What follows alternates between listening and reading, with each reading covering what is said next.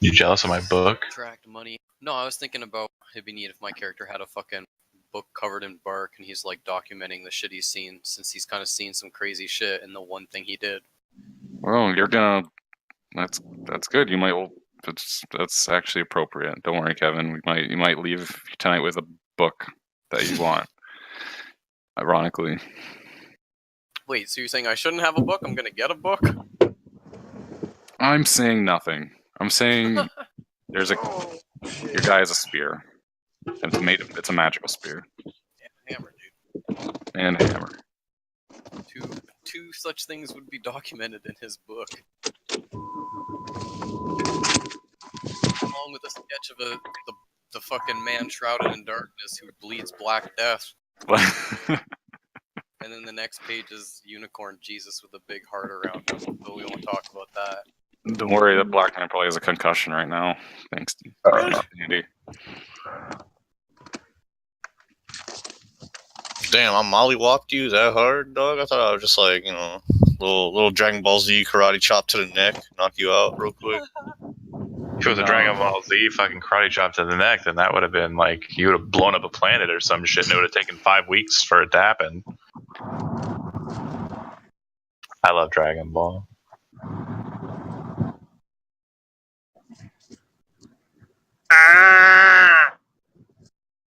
Appropriate response. Yeah, samesies.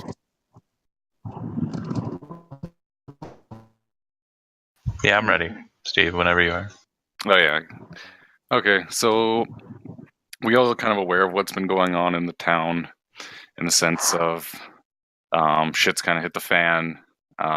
There's threats in all directions, and in a bit of an act of desperation, members of the clergy of the Temple of Avery have decided to attempted to parlay with the Frost Giant in order to either buy time or perhaps appease him in some other way that would involve the destruction of the town. Unfortunately, it would seem that their mission came to an abrupt end as a apparent lone survivor limped his way back through the western Partum Gate, and even with his swollen face, somehow managed to make it all the way back to the shrine of Veru before passing out. He was discovered by some of the remaining members of the clergy. They attempted to attend to his wounds, but he seems to almost be too far gone.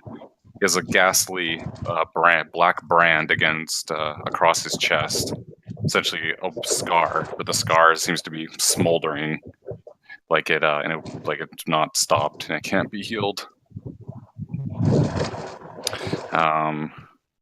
He asked for the Holy Commander Krun by name, knowing that the flames of vengeance always burn within his heart. And Andy, you were summoned, left your duties, instructing the militia to kind of take this more pressing matter into hand. The priest explained the situation as best he could. They were heading west when they came upon an unearthly tree that just kind of seemed to have sprouted out of nowhere. It was a solid white tree.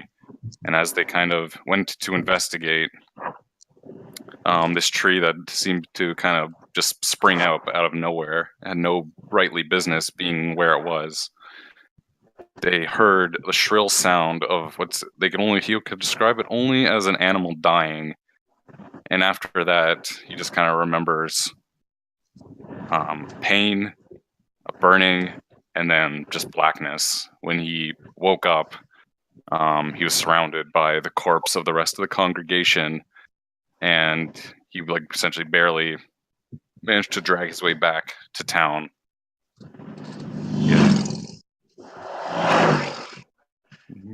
He also was on a motorcycle. He drove. That's how he got back. He drove back on the motorcycle. Yeah. Yeah. Exactly.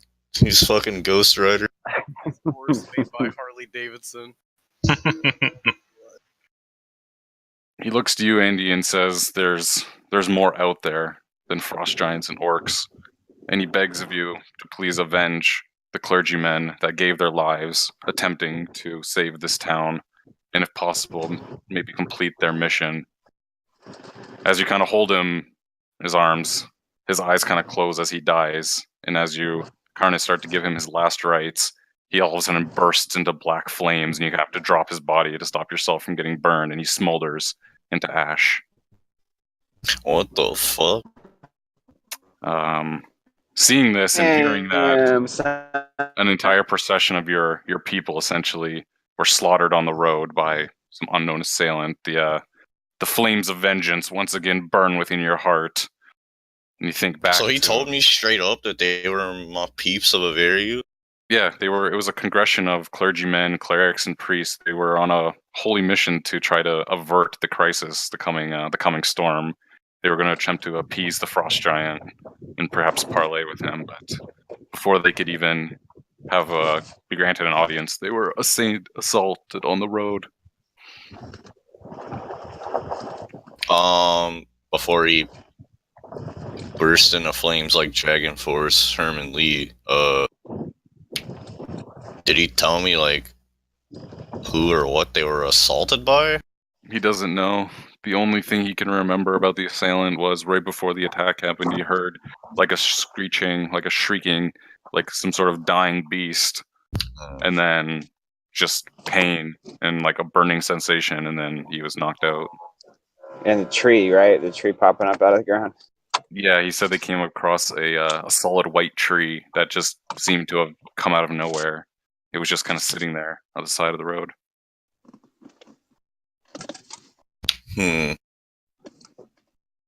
And this dude, like, bursting like that, that's...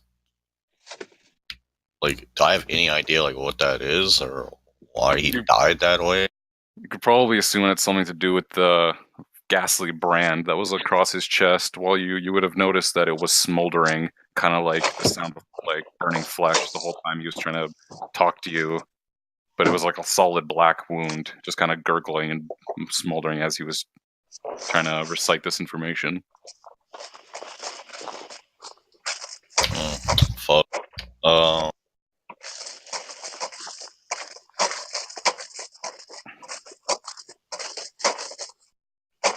Well, I'm at least gonna, like, say a prayer for this dude, obviously. Yeah, of course. You finish, regardless of the means of his death, you finish reading him his last rites, and the other acolytes that have kind of gathered tell you that they'll collect his remains and have them properly buried.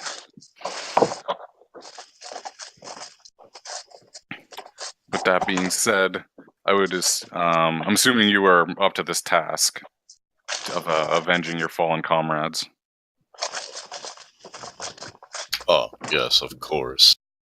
Can't let some holy homies get jumped in Compton and not retaliate. Right. So you decide to go seek out some other How's it going? hero types that could assist you on this. You know, it would be folly to do it alone if entire clergy was wiped out. The first, you find the Wilden, who was quite helpful to you on your last quest to the prison of Gavilis. And Fenmar seems to get on board pretty quickly if there's adventure and such to be had. His beer seems to be at the ready. Kevin, do you have anything to add?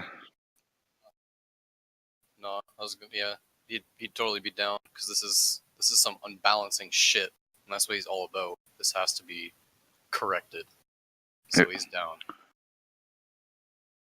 The second person you go to is the local town hero, who you know is by the name of Stenin. He's been working tirelessly to assist with the repairs and salvation and the coming preparation. You've heard of him through word of mouth and just by sheer reputation, and as you see him, he's pretty much everything you thought he was going to be. More, even by human standards, he is quite large and imposing, and definitely be a strong ally for this task, and always a defender of the weak, innocent, and just. Stenin gets on board without much coercing. The last person that you approach is another member of your order who you know is in town. The name of Clementine. To be fair, I probably was at the church when all of the things happened. I'm currently serving as right hand of the current high priest of the church, so I would have just followed him quietly. Yeah. So you probably were witnessing at least what transpired. That's cool. And Krun approaches you, asking you to come on this crusade with him. Yeah, I probably would have, make much of a response, but follow.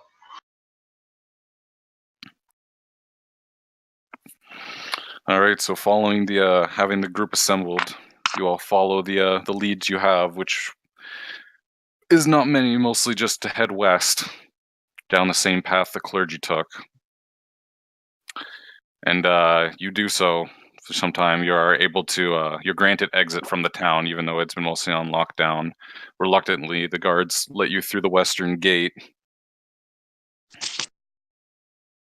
And you head down the road for some time.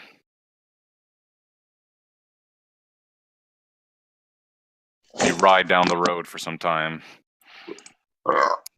Probably for a couple hours at least. And then off in the distance, you do see what does appear to be a very large white tree with very gangling branches. And as you kind of get closer to it, you notice that the tree isn't no longer bare. It seems to have not borne fruit, but hanging from all of its limbs are the corpses and desecrated bodies of the clergymen. They seem to be hanging by nooses, chains, and other ghastly means in some sort of mockery. These men deserved a better fate. I'm gonna go check out the tree because it's weird to me. I am a tree. Yeah, it definitely is weird to you. As you inspect the tree, you can definitely. I'm assuming you're proficient in nature, right? Yeah. Yeah, you can make a nature check. Ooh. Yeah, it's more than enough. Yeah, it's not a tree as you know a tree. It's not made of wood or bark or sinew. There's no life to it. It's and that check is actually good that you know what it's made of as you kind of are touching it and feeling over. This isn't a tree. It's a tree, but it's made entirely of bone. So I Correct pronunciation is sinew. scoff and say imposter, and then I tell the group this tree is made of bone.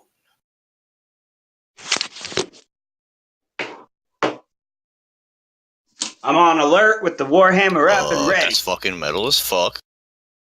I don't really have anything else to add because I don't really know what else to do about a bone tree. Yeah. Kevin, give me a perception check since you're the one inspecting the tree as well. And that was a good nature roll. I'll give you the perception. Yeah, that's good enough. You notice as you're kind of knocking it and taunting it, the tree also doesn't seem to be very solid. As you knock it, the tree is hollow. Like you can hear an echo if you were to knock on it. So I'm assuming I do knock on it, and then I hear the echo. And I'm gonna look at the half orc and the giant strong man and motion them over and tell them I think you could break it.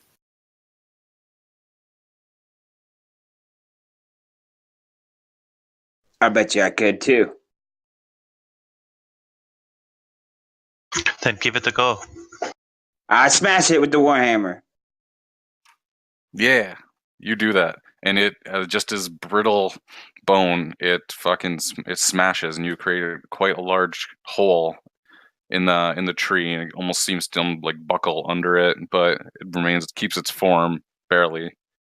And as the dust from the dry bone kind of dissipates, the tree apparently was covering some sort of cave or tunnel that seems to slope quite steeply down into the darkness.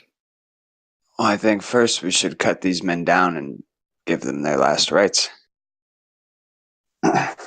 before we move on.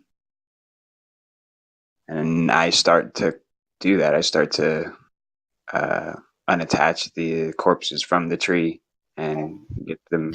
As Stennin begins that work, Clementine looks over to Kron and says, "Vengeance first, then rights." Yeah, you're right. They will pay for what they've done. If we stay out here burying these men, we may be attacked just as they were. Into the hole. Let us root out evil. And as she kind of moves towards the cave, she says, "Nara," to her sword, and it bursts into flames. Okay, someone watch Game of Thrones. I got you. And she starts Yeah, rolling yeah. around on the ground. Fucking Karthus flame arc. What are you, a fucking tsundere girl? I don't get it. She puts on her great helm and gets ready to go on in. Great helm, dude. Fuck. Yeah. All right, so you guys descend into the darkness. And after what feels like almost a full hour passes, you kind of get down under the ground into a large cavern. The tunnel seems to kind of end, and this opens up into this magnificent cavern. There's stalactites, and you can kind of hear the faint sounds of a dripping. But easily the most eye-catching thing is you see a gigantic, large temple ziggurat type building. Seems to be built underneath the ground, and it's just kind of looming in front of you in this magnificent cavern.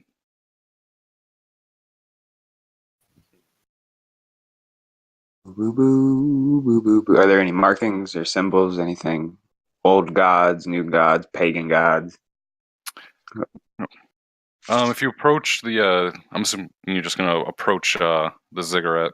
As you kind of walk along the path towards the ziggurat, the floor kind of shifts from just like stone and ragged and loose rock into a more paved, tiled cobblestone. And as you get closer to the large stone door, you are flanked on side by large stone statues. They all seem to be hooded stone statues. Their faces you can't see. Each of them seems to be wielding a different weapon. There's 5 of them. The different weapons they wield are a spear, a long sword, a pair of sickles, a tome, and another one has holding 2 arumi. At the very front, in front of the large stone door, is a circular dais, and on the large stone door, there are 3 holes with 3 faded gems locked into place, and there's writing arced above the door. In what language? Azrael Where's Eslo? in jail.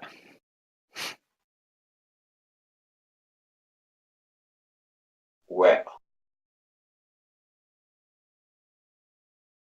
here we are. Yep. What? Did anybody read that shit? No? No. Well, I guess we're going in then, huh? Seems that way. It probably says lots of good stuff's gonna happen in here. I'm pretty sure that's what it translates to. Do you want to take the lead, or shall I? I'll take the lead. I'll stand by your side. All right. And I'll cast light on my shield and go on in. I've got a blazing sword that burns out to 80 feet. Oh, As you attempt to cast push, a large Well, shadow. your dick is small, so on the stone door, you realize it doesn't push open. It would lift up like a portcullis. And as you I'm assuming you're just gonna squat and try to just manly lift, just lift that stone. 'Cause that Yeah, I'll seems- try. That's a pretty stunning thing. Yeah, it doesn't. You can't budge it. It doesn't even. What? You can't even make shift it enough that like the dust would get unsettled. It is completely Door stuck. stronger than Joe. You said the ziggurat kind of fills out this entire cavern. How many layers of the ziggurat are there? It seems to only be 3-tiered. There's the base. It seems to be a middle, and then the top is so high up into the cavern you can't really see the very tip of it. Okay, and so the door kind of enters into the lower cake, the lower layer of the cake, effectively. Yeah, exactly. Does it look like there are other doors or entrances above? No, the ziggurat seems to be completely, from what you can see. Sealed. From what you can see, it seems to be pretty much almost like a solid block of stone carved into the shape of a ziggurat. Well, just to verify that's the case, I'm going to go ahead and ascend up into the air and give the entirety of a look. The top, the bottom. She just kind of lifts off into the air and flies up to view what the scenario is. Sure. The ziggurat is quite large. From what you can see, it doesn't seem to be any other sort of windows or openings. The only thing you could really see is on the rightmost side. There does seem to be a small aqueduct or sewer entrance that has a bit of water kind of dripping out of it. But other than that, it doesn't really seem like there's any other. And what layer of the cake is that on? The bottom. Okay. And so we could just walk around to that point if we wanted. Yeah. Okay. I'll descend back down. There appears to be another entrance on the side. Well, good, because this door's fucking heavy. Perhaps you and Kron together could try it? Perhaps. What kind of gems are these that are embedded in the door? They're completely faded. It's hard to tell. They're essentially shades of gray. It seems like they've lost their luster. Are they loose at all? Can they be pulled out? If you try, they cannot. They seem to be in there, like built into the stone almost. Something is keeping them in place. Yeah. Figuring things out is not my strong point. Let's just walk around. Okay.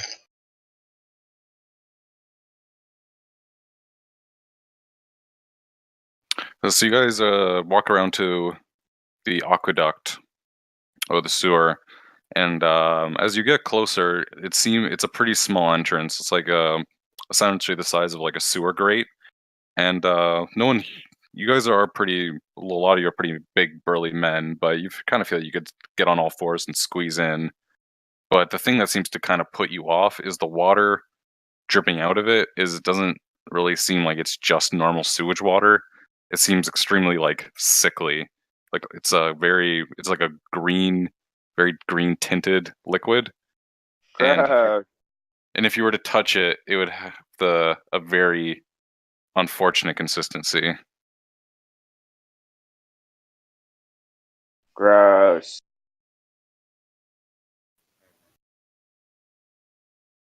This is poison water. Literal dookie water. Cool, man. What is this? The Undercity? But just... Damn, that would have been cool. I'm gonna save that layout for next time. Like, okay, so we know this is 100% gonna hurt us. And the only other way is an impassable door. I roll up my fucking sleeves and flex my guns and fucking open this door. You guys still haven't checked out the dais or really looked at the statues any closer. Dais? Oh, true. Hidden switch. Days. Dais? A circular thing. Kind of like an altar, but not an altar.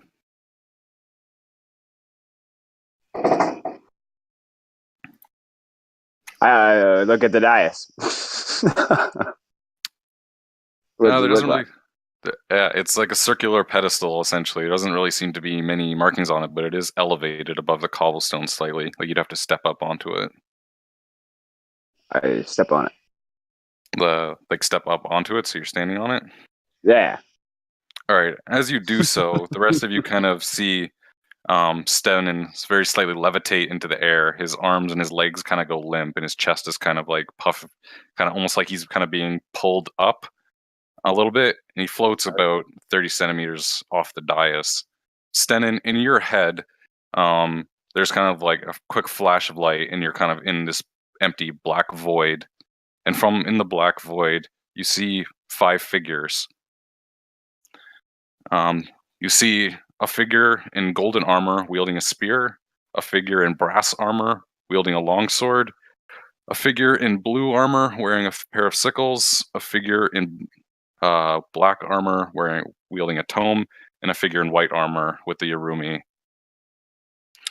And then they look at you, and in unison they say,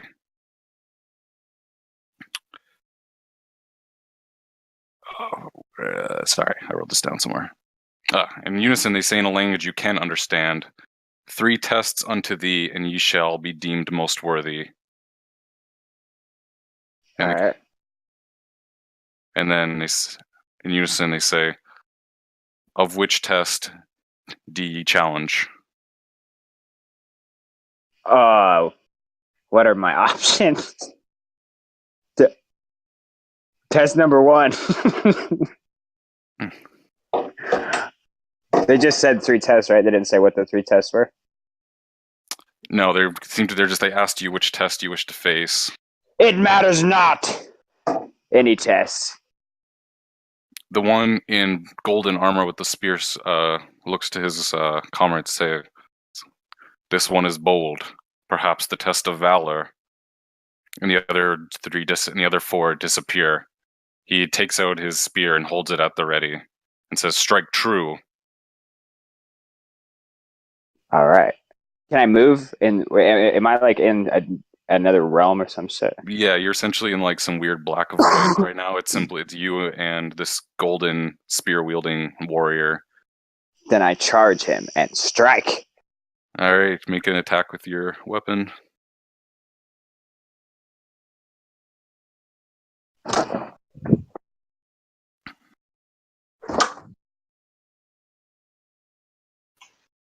Things are happening.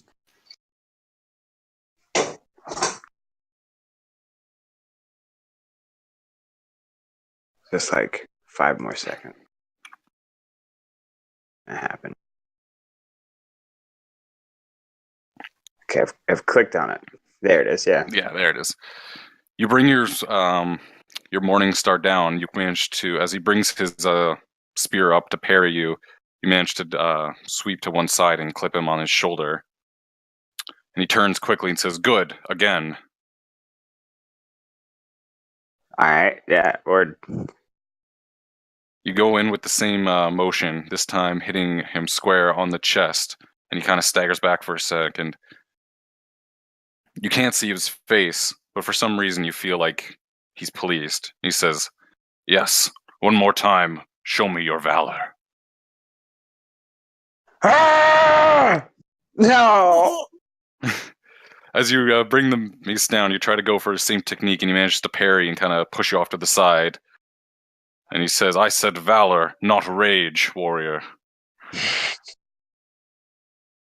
Well, have some of that.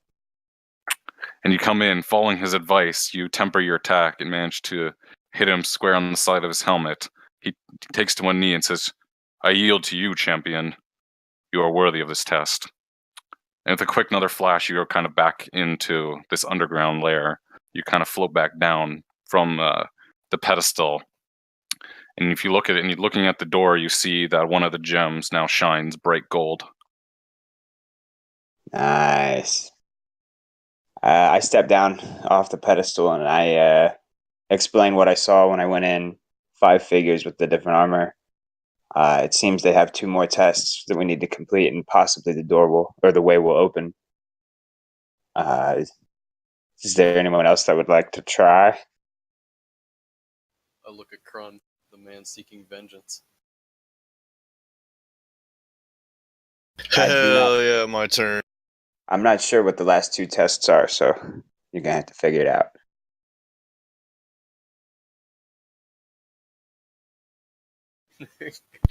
Can I like inquire about them? Like, can I just ask them, like, you know, a normal person? Like, hey, man. You probably could Uh, have. you could. Fuck it. Hit me with the roulette. Hit me Alright, with the all 6 bullets loaded. Alright, Andy, pull so the you're stepping trigger. up onto the dais. Yeah.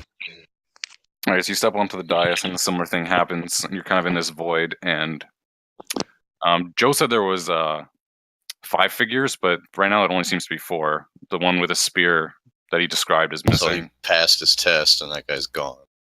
And they say the same thing to you.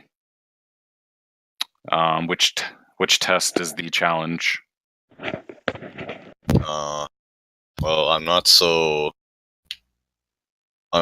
quick to action as my comrade. May I ask what these tests involve? The brass one kind of speaks up. And he says, "Mine is the test of justice." The one in blue says, "Mine is the test." I of don't wisdom." even care. I don't even let the others speak. I take him. Very good. And the others kind of fade away, and you're all of a sudden just in this black void with this brass armored figure, and before you all is a man with he's tied to his hands, and his hands are tied. His hands and his feet are tied, and he's kind of strapped to a chair. And the figure looks at you and says, "This man has killed women. This man has killed children. This man has stolen. This man has thieved. He has brought no good to this world, and now he is in your custody. What do you do?" Well, for all I know, what you say is a complete lie, and this man is innocent. But I also believe in innocent until proven guilty. This man has done nothing to me or mine. So, if he is a criminal, like you say, that's unfortunate. I don't reserve the right to pass judgment onto him when I myself have not witnessed his crimes. I'm just gonna let him free. Then let them, if you will, if what you say is true, and so you shall witness. And he kind of projects almost like memories into your head of this man doing what this figure described. And he is telling the truth. This man is a criminal, and he is a murderer and a thief. So what? You would have me execute him? The figure is silent. He waits for your judgment. Can this man talk? Can I speak to this guy? You could try.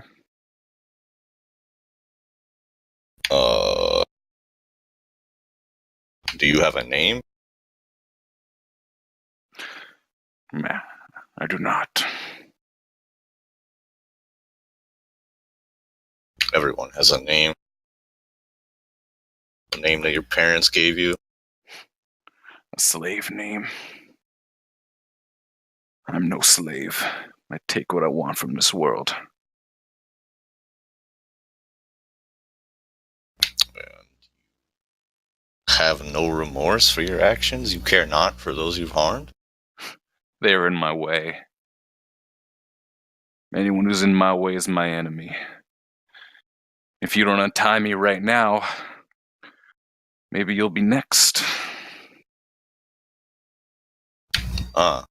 So you choose trial by combat.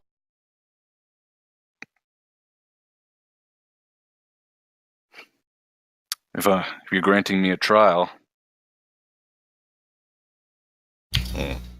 Technically, I'm not granting you anything. I don't know you. I've seen what you've done, but again, I have not witnessed this in my world with my eyes. For all I know, his visions are, or the visions he gave me were nothing but lies and deceit. Again, I don't reserve the right to pass judgment on you, but I will give you an opportunity to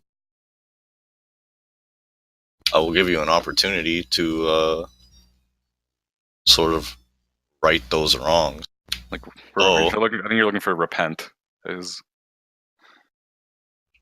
sins. Is that what you're trying to say? Yeah, I guess, yeah. I was going for something more like, I'll give him a chance to, like... can't think of the word, but, you know, give him a chance to, like, fight me, I guess, and if he wins, he can go free. But he's not going to. The figure in brass looks at you and says you would give this man a trial and leave his judgment to fate. If the murderer now defeats you speak to me. You would have me execute him based on the visions that you showed me. I did not say to execute him. I merely wished to see how you would bring about justice to a murderer and a thief. Well, I don't know about you, Sir Brass Guy, but I am a holy man of honor, a pupil of Averu. I don't strike unarmed men. Hardly innocent.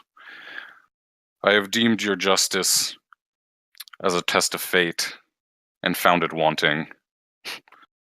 This test is over. And a flash kind of happens and you're back into the reality.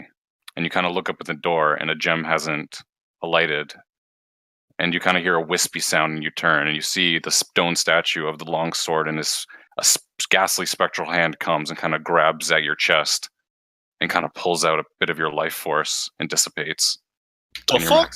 Your maximum hit points are reduced by 5 for 24 hours. Oh, fuck me.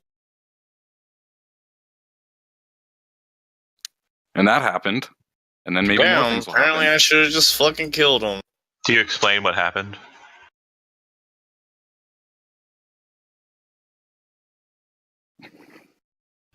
Yeah, I do. Clementine will step on the dais. Dais. Alright, and a similar thing happens. Yet now, even though it was described as 5, then 4, now there are only 3. So also, why didn't I get to give the guy trial by combat? The second test can't be asked. I can't ask for brass for justice. I can't ask for justice. Justice has been failed. Justice was not brought. I asked for the next, or them to explain the tests.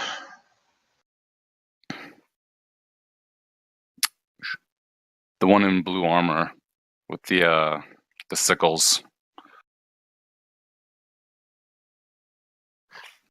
He says, "Mine is a test of wits. You will test your wits against mine, and if you are found worthy, you will succeed." The one in black armor with the tome, he says, "Mine is a test of fate. Fate will decide whether you succeed or fail." And then the one in white armor says, "Mine is the test of hope. You will bring light to dark places, and if you succeed, the trial will be complete." I make my sword burst with a radiant flame energy, and I look to the white one and say, "I'll take your test." The other two disappeared, and this black void all of a sudden becomes a war-torn city. And you stand over a man in rags who weeps. He says, "They're gone. My child, my wife, my home, gone. Just what is there to live for? Everything I built and swept away." Sorry, I had to take off my headset. Can you repeat what you just said? Oh, Jesus. Wife. So and from instead of being in the void, you're stuck to this war-torn town, and there's a I got that. What did he say though? Oh, he said his wife is dead, his kids are dead, he has nothing to live for. Everything he built in his life is now gone. Like, he has nothing left to live for. I douse the flame. I look down to him and I say, "What would your wife have said if she saw you like this? What would your children say? There's always room to move on." They would weep to see me in this state. But what else can I do? I have nothing.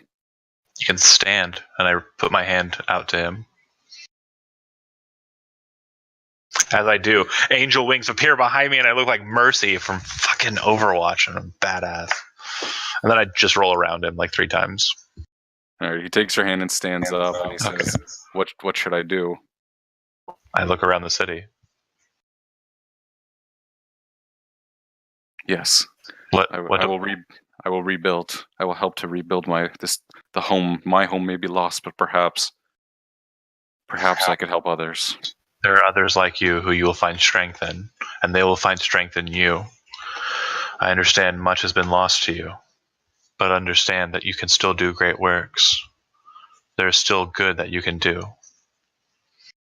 He nods and walks off and kind of fades into a mist, and you're kind of put back into the cavern and lowered to the dais. And as you look up, one of the gemstones turns bright white. I reignite my brand and kind of step to the side.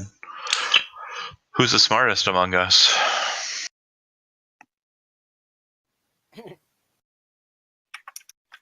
Kevin. No, The only.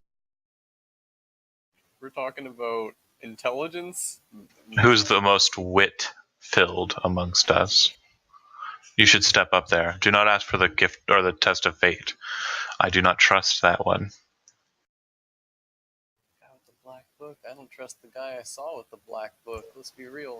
Right. Venmar steps on the dais. Things happen as to the others, and this time only 2 remain. The one with a blue figure with sickles, and a black one with a tome. I ask for the test of wit. The other one disappears. And the one with the blue, the sickles, he throws them kind of out in the void, and they start to dance in the void, spelling out a phrase or some sort of series of words in this like blue light, and you can read them. They say, "Alive as you, but without breath, as cold in my life as in my death. Never a thirst, though always I drink. Dressed in a mail, but never a clink." This is why I didn't want to do wits, guys. I'm terrible at riddles. Can you type it? I can. Remember, Kevin's on his own now.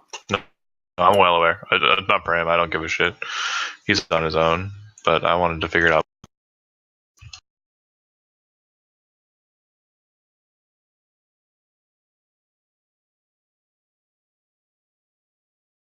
Kevin, you would notice that as you're kind of pondering the words written in this weird kind of blue by the sickles, they do almost seem to like, they're very slowly kind of fading, almost like there's a time limit.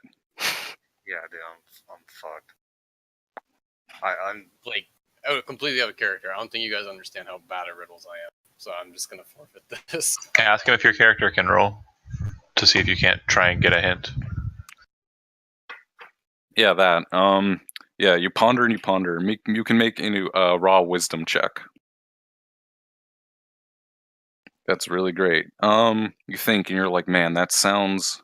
My hint to you will be that your character could turn into this if you wanted to.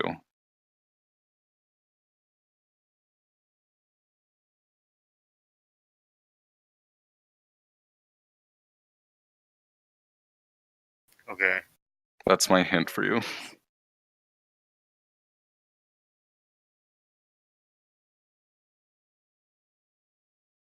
So it's an animal. And it's a fish or something in the water. Is that your guess? A fish? Yes. The words Crystal kind of mail? sizzle and sparkle. Scales. And yeah, they turn into the shape of a fish. And you're kind of launched back into reality, and you see the last gemstone on the door glows blue. There's a rumble in the chamber, and the stone door starts to lift.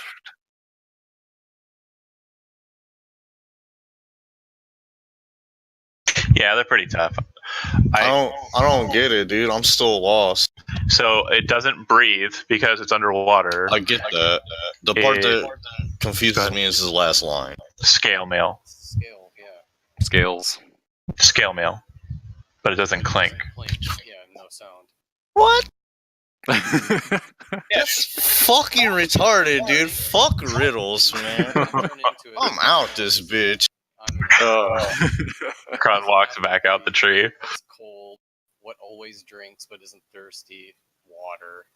Come on. Yeah, those make sense. Those all make sense. It was that last line, like, oh, a fish has scales, so it's dressed in mail. Like, I knew it was something. bruh, about fuck water you. because of the I always drink line, but then, you know, like my first guess, I was gonna say like a lake or some shit. Yeah. Alive as you. Never a thirst. I always drink. I'm like, the water. That's all I got. Was like a fucking like town square fountain. I don't know, dude. Do they put armor on them bitches? But yeah, after a short time of the door lifting, it's open. Clementine will gesture to Stenin to lead, and she'll follow behind him as Shield Maiden. I do so. All right, so you enter the ziggurat, and as you walk its fetid halls, the smell of decay weighs heavy in the air. Bones litter the hallways. Putrid rats gnaw at bits of flesh. After spending some time wandering these halls almost kind of aimlessly, if your character is either trained in Arcana or Religion, you can make a ability check.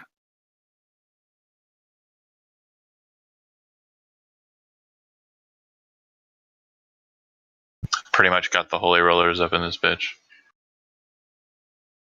Nice. Yeah, John, you are kind of getting the idea, like it's on the tip of your tongue, but you can almost, you know what it is, but your character just is at a loss for the word. And Andy kind of looks at the part, and he's just like, this temple is, it's blighted. This place has seen dark arts have been performed here for too long, and it is a desecration to everything good and natural in this world. This is not hallowed ground. It's the opposite of hallowed ground. It is dank. It's unhallowed ground. It's unhallowed ground. It's blighted. Zerg creep. Yeah. You could summon more ziggurats on here if you wanted to. Oh shit. But as you walk for a time, you kind of see a light at the end of the tunnel you're going down, and it opens up into this magnificent, large Anathium? Real big library. Y'all know what I'm saying. So there's a big library? Yes. It opens up into a big library. Countless books are on the stacks. Most of them seem pretty dusty and weathered. The ladders on wheels that would kind of slide seem to be rusted. Most of the rungs are broken. But in the very center, there's a large desk, and there's a man in a red robe who seems to be sitting at the desk writing on some parchment. And on the desk in front of him, where all the other books look like dusty and kind of falling apart, these books look mint, and they're very unique looking.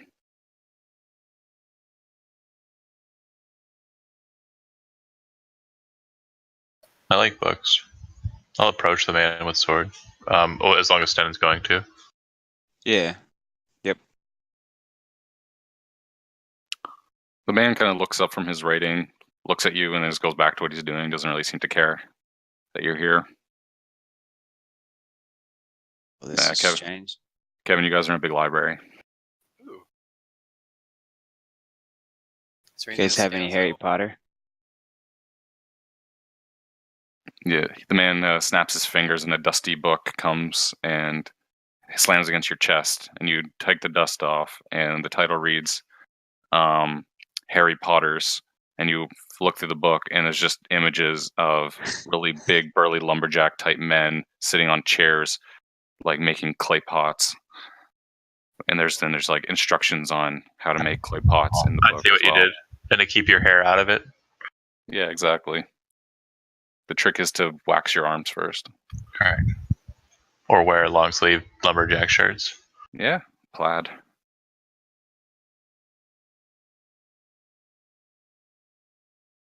So there's a dude in the library. Is there anything like interesting in the library, or it's just like some dusty fucking some hoarders?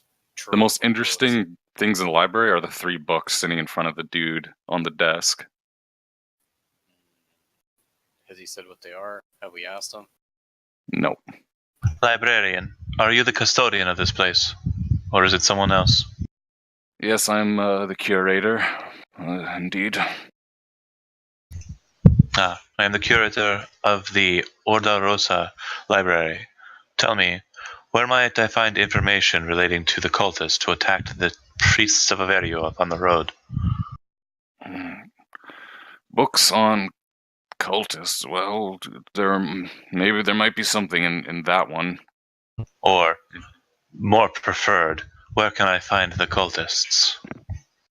And he kind of looks over his shoulder, and you can kind of see at the back of the room there's like an exit into a hallway leading deeper into the ziggurat. And he kind of looks over to the hallway, looks back at you, and just goes back to writing. Is this their library, or is it yours? This is their library. I've been hired, I suppose, to curate it and keep things organized for the time. You understand that you are in league with murderers, correct? I'm in league with whoever brings me knowledge I do not have. My price is quite low. I'm gonna like stop him in the middle of his speech and like grab him by the collar of his fucking shirt and lift him up and like intimidate him. Like, tell me where they are. As you can roll an intimidation check. As you grab his collar and kind of hoist him out of his chair, he snaps his fingers, turns into a bit of mist, and appears sitting on one of the stacks of books. It turns into a book. As he does that, I kind of move closer to the books and look at my sword. You will cooperate, or I will destroy this place. I have no problem doing it. You know that fire will light this place very quickly, and you will have all of your work destroyed. What is it you wish to know? I have a reputation. These are not my tomes, but I am responsible for them. I prefer if they were not ignited into cinder. What exactly do you want to know? Where are the murderers? He once again, if I didn't make myself clear the first time, he points at the hallway. How many are there? What should we expect beyond those doors? Tell us everything. Beyond those doors, to my knowledge, you will only find Sir Arthur. He guards the entrance to the catacombs. Beyond that, I have no idea. Sir Arthur of what house? And he kind of eyes. He knows the symbol on your armor. You know him. The Arthur Dartrix. I rolled really bad. Of the Bloody Rose. And after he says the last name, you're like, oh shit. That Sir Arthur. This guy, Sir Arthur, he is essentially the Codlac Whitemane of the Bloody Rose. Even though there's no ranks or orders among your order, this guy was essentially was so well respected that people would listen to him like he was a commander. He's seen He's sown terror against the forces of evil across countless battlefields, and was thus granted the title of Foe Breaker, for he broke every line and every horde and every evil entity he came across, wielding a magnificent greatsword called Nightbane. But in recent months, he actually disappeared. Most the Order thought that he's probably off fighting the good fight in some foreign land, but most kind of came to terms with that he was probably dead somewhere, unfortunately. And as he had no squire and fathered no sons, his title died with him. Yeah. Sir Arthur is here. Well then, we should expect a fight. He's quite the renowned companion. I look over to Kron. He is one of ours, so if we can parley with him, I would advise that we do so.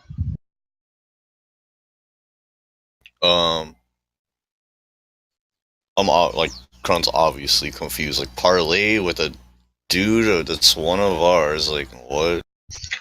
The man that he has mentioned, Sir Arthur, is a companion. It was rumored that he died. If he is in league with these cultists, I understand that justice should be wreaked upon him, but because he is a companion, we have to afford him certain graces. You understand the rules. Yeah, of course. I look to Stennin and I say, you of course do not have to talk to him, and we will of course attempt to protect you if you want to ignore the conversation bit. And she smiles. I laugh.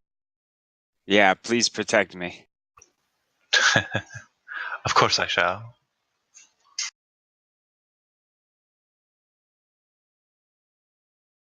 I look to the librarian, then I look to the others, and I look to Stennin and gesture towards the door he gestured to. Perhaps we should be on our way.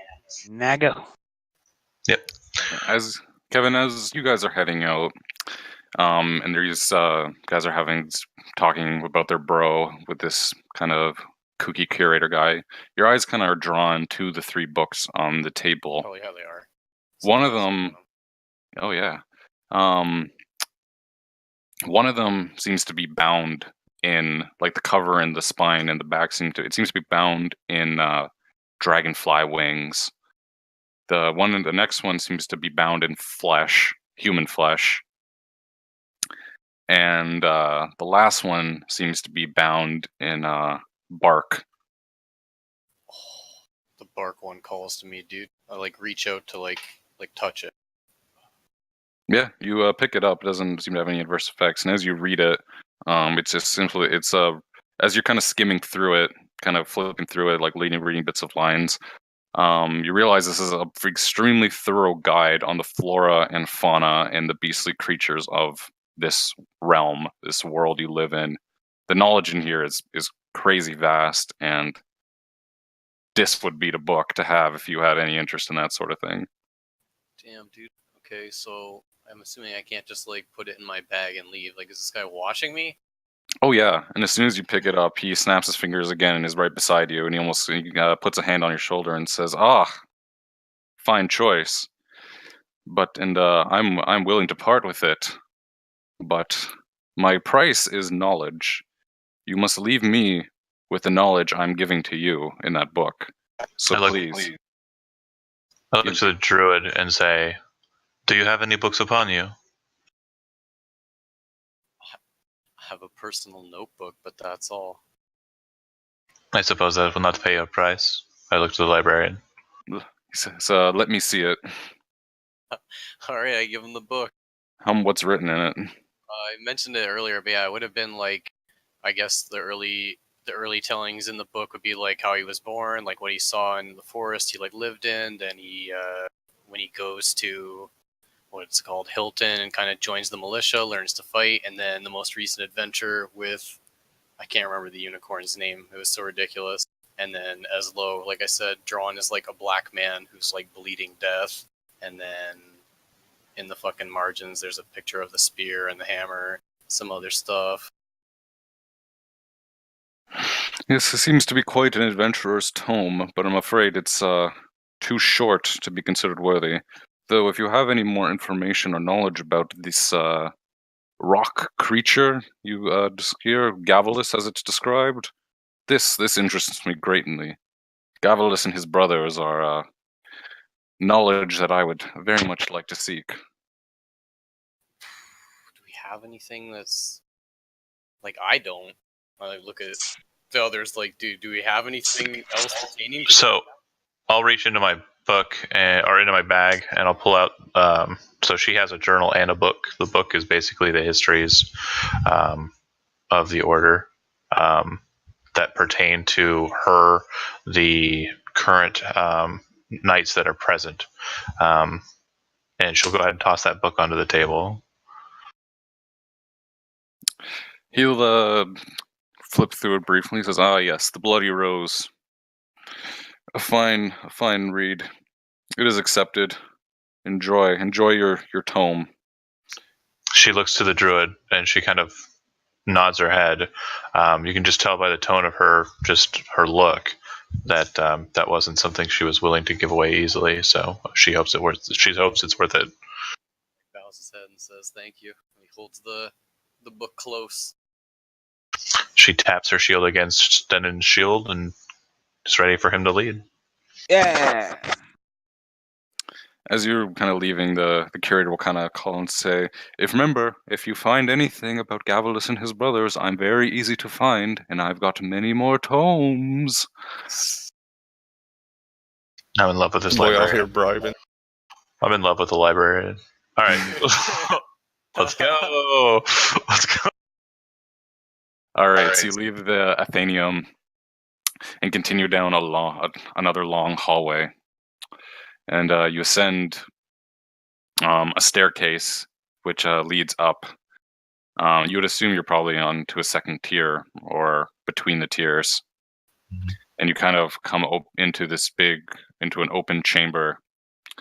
And you'll probably tell that in a long time ago, before this place was brought to darkness, this would have probably been where sermons and prayers and different things of that nature would have taken place. The only thing that is really catches your notice is there's quite a few stone statues carved in the same familiarity as the one outside, but they've been destroyed and broken.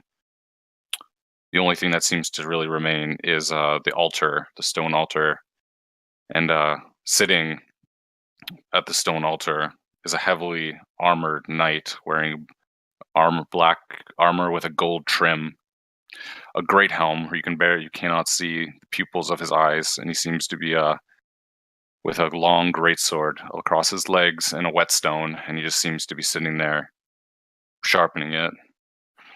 I would recognize the armor and the sword as those of Sir Arthur. You'd recognize the sword. The armor seems to be new and a lot more edgy. I guess fair enough. Fair enough. It's got the knee spikes.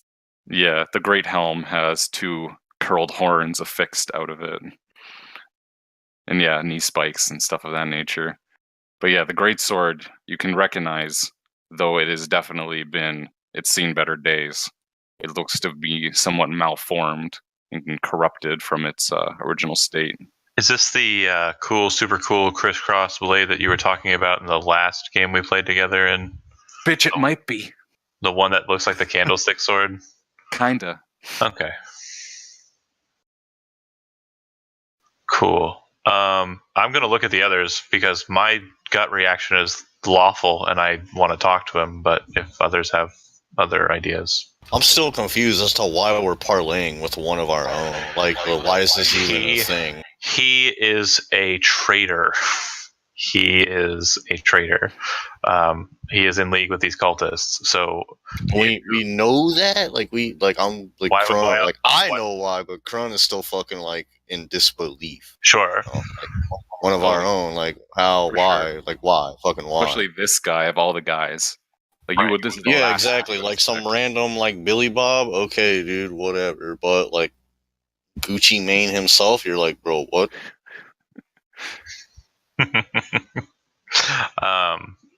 Basically, yeah. But like again, my character's response is kind of playing the Switzerland mode, neutral. I'm okay if Senin goes in and attacks him for justice. I'm okay with it. If Krun goes in and attacks him for justice, I'm gonna have issue with Krun doing it without talking first. Yeah, of course I want to talk to him. Okay. Nah, fam.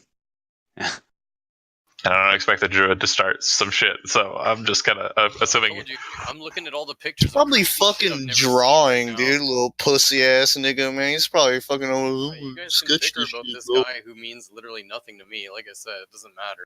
Fight or talk or whatever. Fucking our druid is autistic, man. We out here trying to learn shit and like get shit done, and he's over here drawing. Hey man, whatever gets me paid, dude. It's fun. Let me see that Got book this real book. quick, dog. In before a bunch of dicks. Those Those are personal notebook. those are dude. ducks. Those are ducks. Okay, I drew ducks. They're not dicks. They're ducks. Yeah. Yeah. Well, I'm gonna go ahead and yield the floor Andy to knows, man. either Joe or Andy. Feel free to engage this guy as you like. Want to talk to him?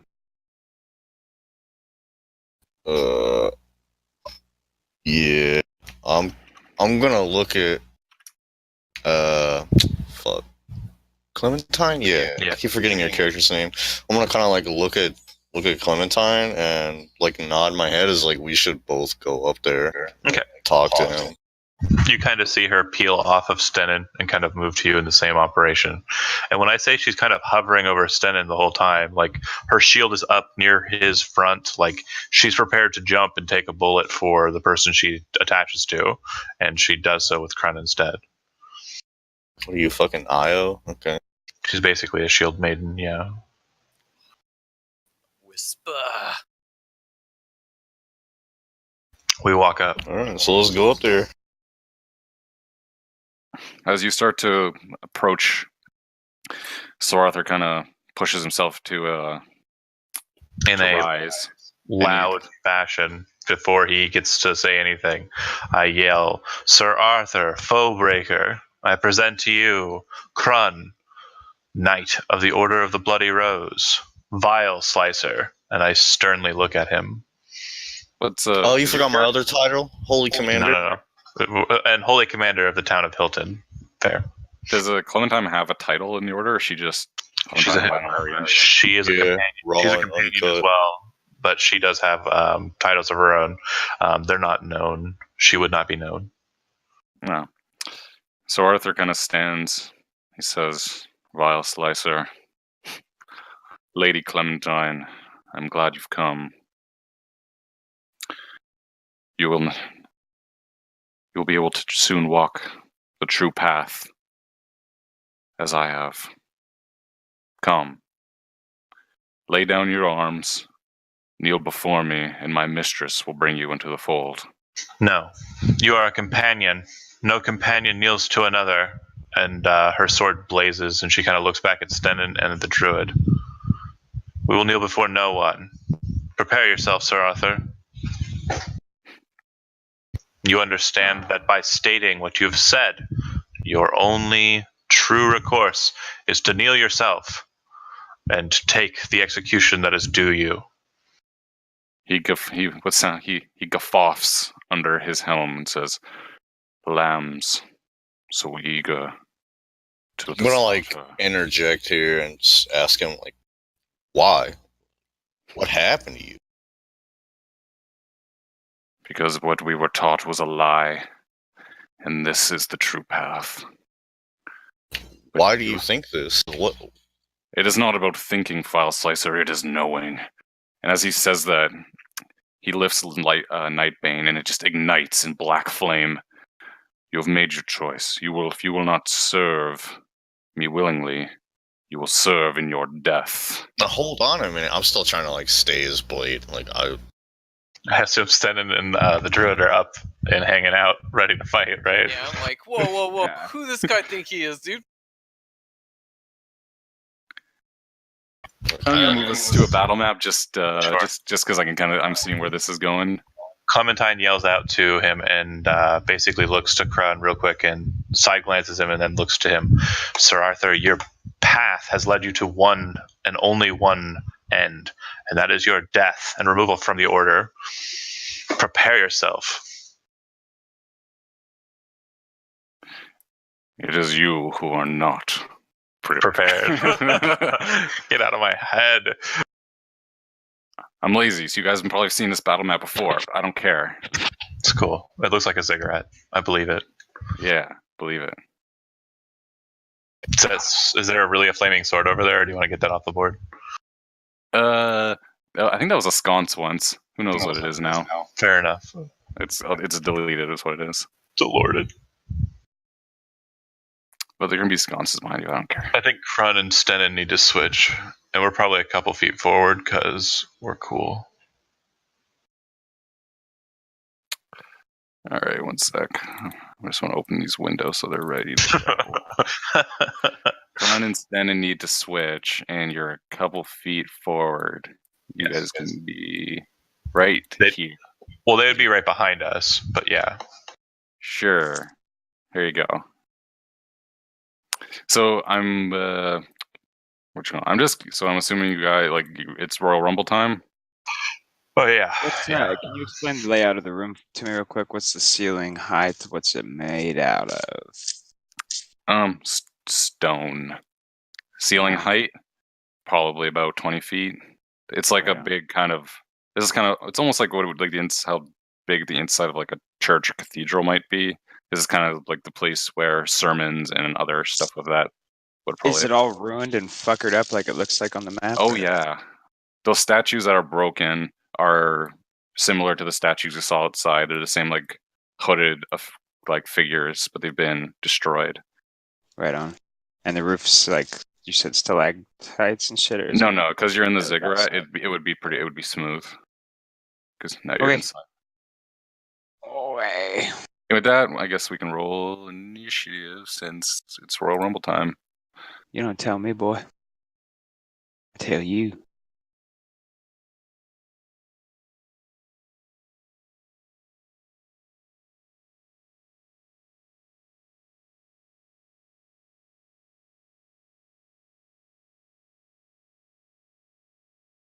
The fucking saint's chosen. Badass picture.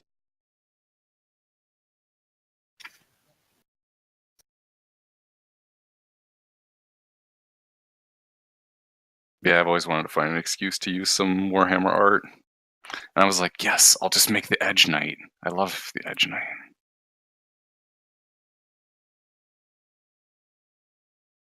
Are we all here? Yeah, we're all here. All right, go hot check. I'm going to go ahead and delay. I'll be going when Krun goes. Sure. So you just want me to move you down the initiative order? No. So I'll take my turn at a later point, but I'll basically I'm readying an action to move with Krun and attack with Krun. So that'll be my reaction. Actually, no, fuck that. Yeah, move me down the initiative order. You just want to be right after Andy? Yeah, right after Andy. Overcomplicating shit. All right, Kevin, it looks like Lady Clementine has her shield ready, but doesn't want to draw first blood. It's on you. Cast Fairy Fire on him? Do it. Nice. He's in big armor. He probably doesn't have a good deck save.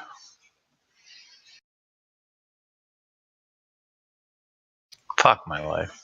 He has advantage on it, apparently. Goddamn.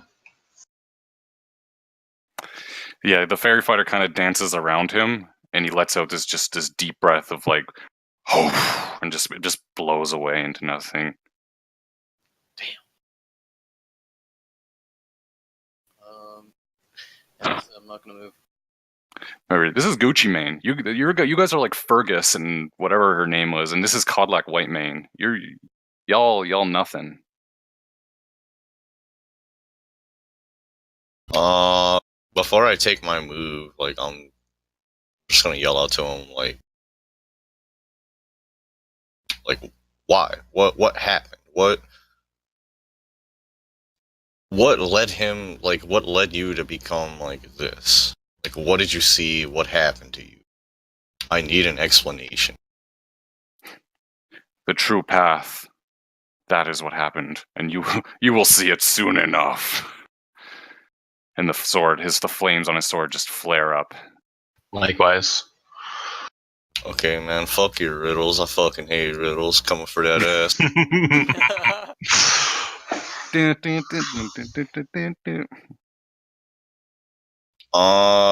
This shit is rough terrain, right? Yeah, I'm just gonna say it's not. but you could move around it even if it was. Yeah, like you can get over pretty easily. It's not so jutting out of the ground that you're like, oh, gotta watch my feet. Like you're deft enough that you just be like, get the fuck out of my way, rubble. Yeah, just a sidestep, really. Boom, bam, pow, you're in his dick. Giving him a urethra with that axe.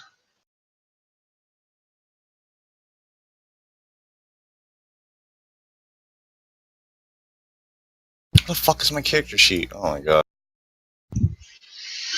You know the double click trick, right? Yeah, but it, like, I keep dragging it to the bottom right, like next to the icons, but then it like resets to the like top center. That's silly. Yeah, that keeps happening. Wait. What are my two fucking abilities I get for vengeance? Hunter's Mark, and what's the other one? I can't remember. So for Channel Divinity, is it Bane? Bane. Natasha. Oh, you're talking about spells. Hold on.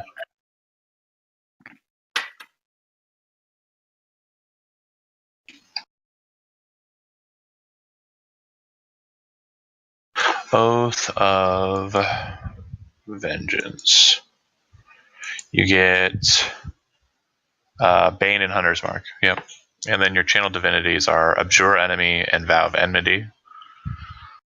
Vow of Enmity, as a bonus action, you utter a Vow of Enmity against a creature within 10 feet of you. You gain advantage on attack rolls against that creature for 1 minute or until it dies.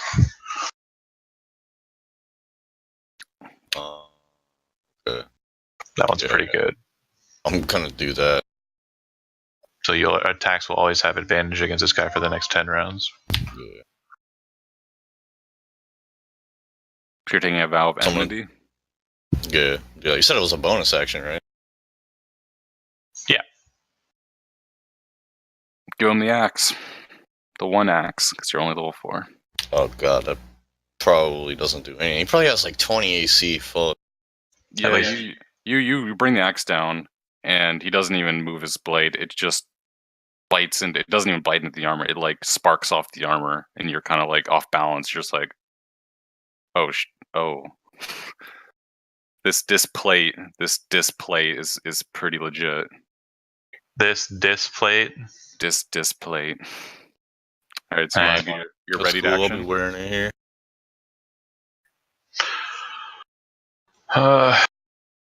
I'll go ahead and go ham. Oh yeah.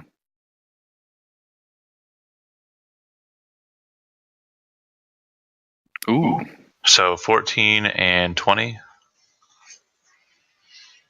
Unless he has resistance to fire.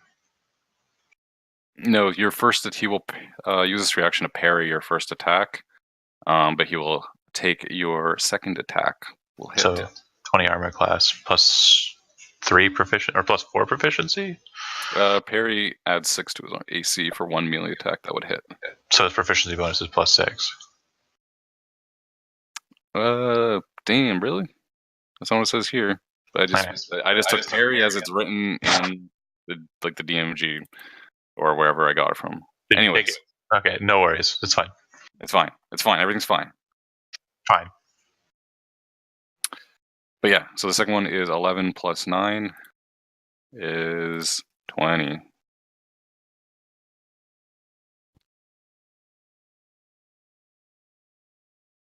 Yep. All right, so Arthur will take his turn. He will also multi-attack against the Shield Maiden, because she's the one who actually hit him. Okay. Go for a 19 AC. That'll hit.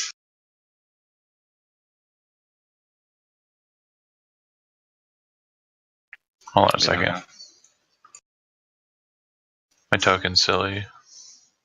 Damn, I'm just getting those sweet min rolls. Okay. Second attack will hit, but I'm going to go ahead and use my reaction to parry. Piece of fucking shit.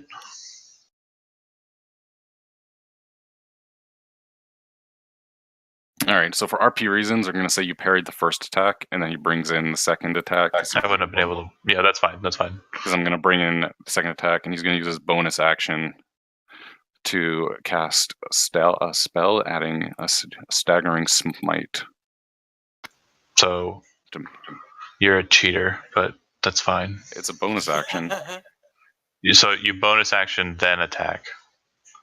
What? You're going to do an action, then a bonus action? The next time you hit a creature with a melee weapon, not I hit you, then bonus action, and you take this damage also.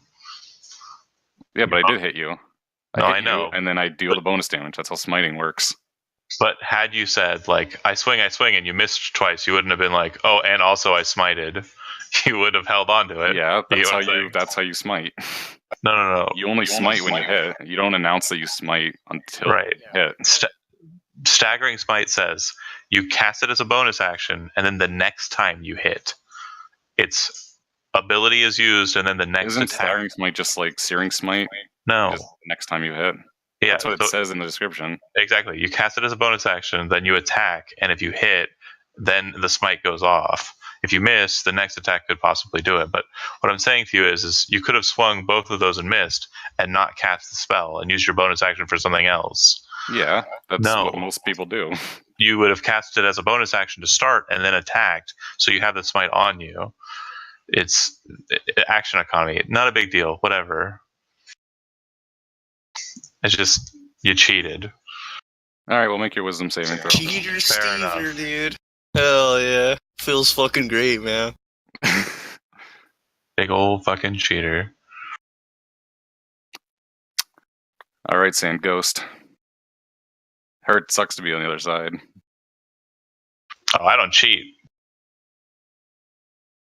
Oh, okay. That's cool. Worry. Yeah, Kevin's gonna. Your metagaming is just super extreme. It's just not cheating. Don't worry, man. Kevin's gonna heat metal, and I'm gonna turn into a shadowy ghost and possess one of the statues. I believe it. I was gonna take heat, Uh, it's this- a meme, this- so I don't. this damage is maxed. Oh shit! So it's 8, 16, 24 plus 4. 28 damage. DC. So what the fuck is like? What are you, Joe? Are you some giant grizzled thug? Like, Cleric. He's a priest. He's Joe. Oh shit! So is that half? What's half damage? Yeah, half as much. What's half? Of 28, 14. Oh. Yeah. Yeah, it still seems to do a fair amount of damage. If this shit, and I cast it in this corner so that it's not hitting Andy or John. So if I any of this believe it. shit's like made out of stone or any statues, the rubble just goes like flying everywhere and walls crumble and fucking Yeah, break. this statue just got fucked. It was still kind of standing, but now it ain't. It's also fucked up. New movement, what's up? yeah, and That then was that me. ass. That's my god, bitch. Druid boys. Okay, did you just say my god? Like, That's my my goddess. oh Oh my like god. the old school CS cheater clan. I was like, what the fuck? Alright, I'm gonna use my bonus action to do my fucking circle ability and summon a unicorn spirit. So that happens. There's a unicorn. And then I'm gonna use my. Wait, can I use an action to heal? Cast a spell? As well? Because the summoning the unicorn, that's a class feature, right? Or is it a spell? It's a class feature. Yeah, then you can totally also cast a spell. Okay, so then, yeah, I'll cast it. And then the effect of the unicorn is, in addition to any healing done, anyone in the Spirit's Aura gets my Druid level as additional healing. So I guess that's 3. Gets what? They get additional HP back based on my level. Dope. Who are you healing? It's you, so you get 9. That's a touch spell. Shit. Oh shit. Go touch him, dude. Come right up close. Touch me. Tease me. Dude, I'm not even scared. You gave me this book, dude. Everything's been made clear. Let's see how that happens. And there's a unicorn just chilling. Furion looking motherfucker.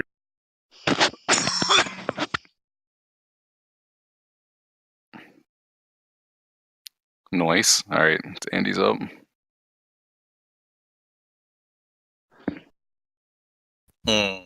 Okay. Are you casting Shield of Faith?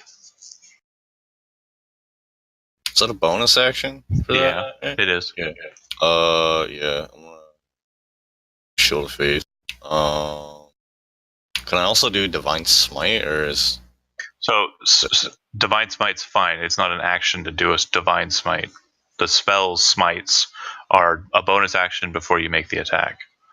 They're also concentration. Right. I didn't even realize they're also concentration. So Right. I'm gonna keep smiting. No, you're wrong, because if you read the spell again, if you read the whole thing, please. Oh, I have the player's handbook open. Right. It says the next attack, the next time you hit, that's it. Then it's gone. It can last Yeah. for a long time. Okay, fine. That's fine, but it still doesn't make a difference in regards to what happened before. We'll discuss it later. I'm not going to be petty. We'll see. We'll see next time you're DM and Steven just dies. Right. Well, Why do you this think I'm character's trying to really- leave the town? Light falls from the heavens. And Yeah, big old giant rock just going to smash the prison while he's in it. Bro, don't be scared to die. I die all the fucking time. Right. You just have to hang out with a demon and, play nice for a little bit. It's all good, dude. It's not as bad as you think. Trust me, it's kind of cool, actually.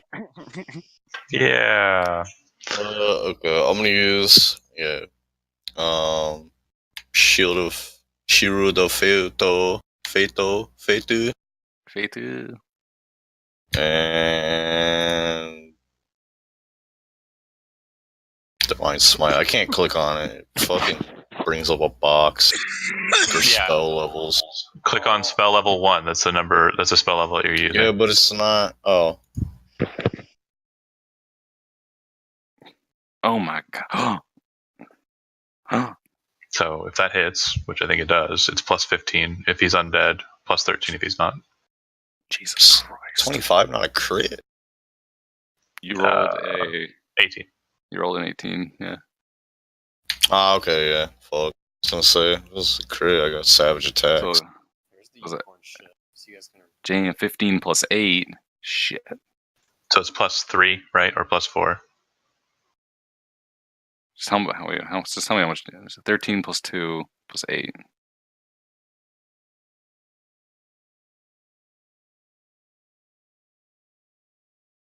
Team plus 2. 23 damage.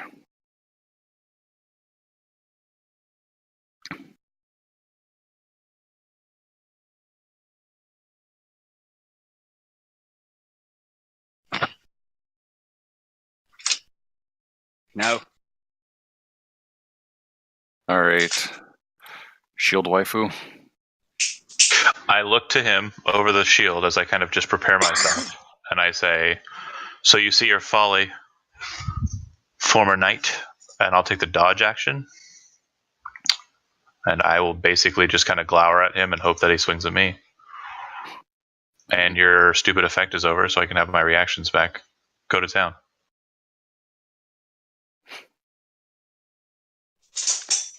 Response.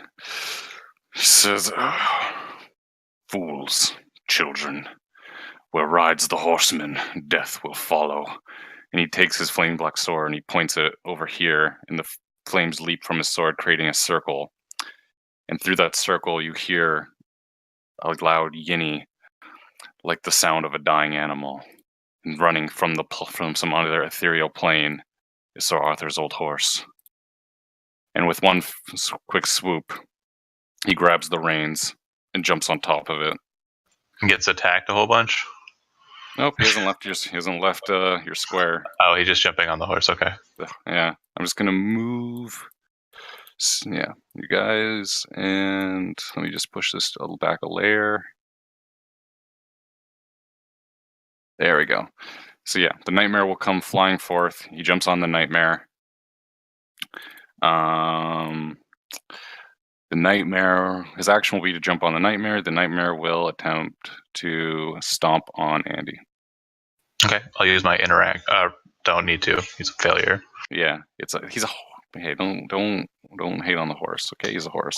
Fair enough.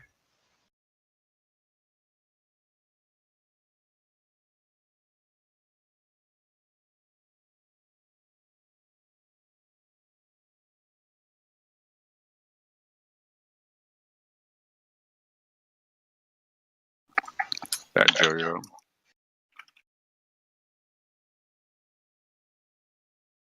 Whoa, where'd that thing come from? Oh, shit. Oh, shit. He summoned a horse. Of course. Of course. Of course, a horse. Of course, though. The famous Mr. Ed. There you go. There's your voice. There's a voice line. That's what he says. Oh, is that your inspiration? CK? You literally built Chaos Knight. I love you. You're a fucking cuckold. Only a bro. And before, are you ready for 4 of me? No, that would be a little much. That might be a little much. Could have wrote the story where he leaves, and the next time we fight him, that's what happens, and he's the 4 horsemen. Anyways, Or at death, he comes back from the hellish plane, and he's a recurring villain. But whatever, we'll murder him here. Shit.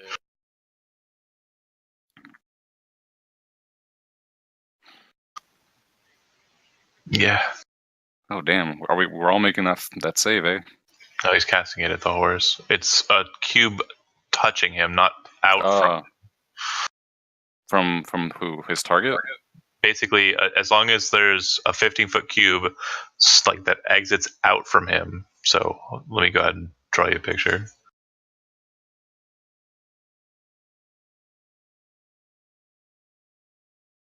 Oh, so he's like he's centering it in such a. Okay, I see. He doesn't.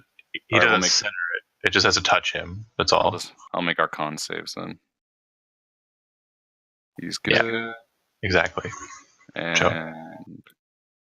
that horse ain't. So one stays and the horse flies underneath and out from under him. Yeah, he kind of lands on his on a knee with a loud thud.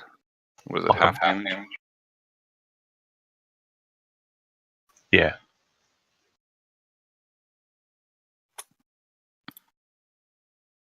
Ooh, I just remembered I got beer in the fridge. Be right back.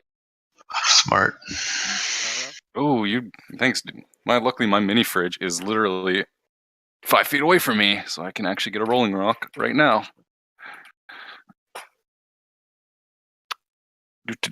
And Druid boys.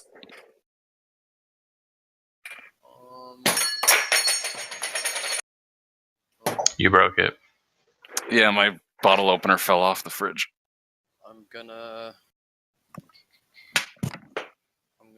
cast Moonbeam right on top of him. That boomkin. I'm just trying to do stuff. I feel you. Oh, so what the fuck? How that works is you don't actually check until the beginning of your turn, and you check at the beginning of every turn. Yeah, we fucked it up the last time I used it, right? I think. Yeah, we sure did. Because we're just used to the idea of Luna just dropping it and it hitting. But I can move it. So where is the radiant damage?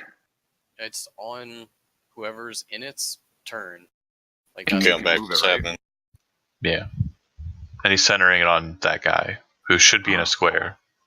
Kevin's using moon sparkles or some shit. Oh yeah. That's frozen. Yeah, that's I square. read this book and it showed me the way. Using a what? Moon sparkles and Another unicorns. con- I don't fucking know what I'm playing right now. Bro, my Soul, vanilla, wild, Bro, my druid, moonfire spam. chest is huge. Okay, stop making me make con saves. It's not gonna work. Still take half, but it's again, you don't make it until the beginning of your turn. Whatever. Doesn't matter. Maybe I'll die before then. See, He wants to It's die. the principle, you fuck. you Fine, fuck. I will regain 5 health. Very good. Now, Krun, murder him. Oh, my autism's kicking in.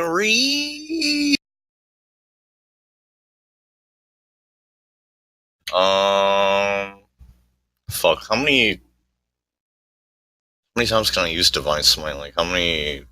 So, how many spell slots do you have? That's what I don't know. Well, Hold on. I have the PMG open. or It should whatever be- it's called. Player's Handbook. Where's the classes? You should have 2 more first level spell slots. That's what I thought. So, technically, twice more.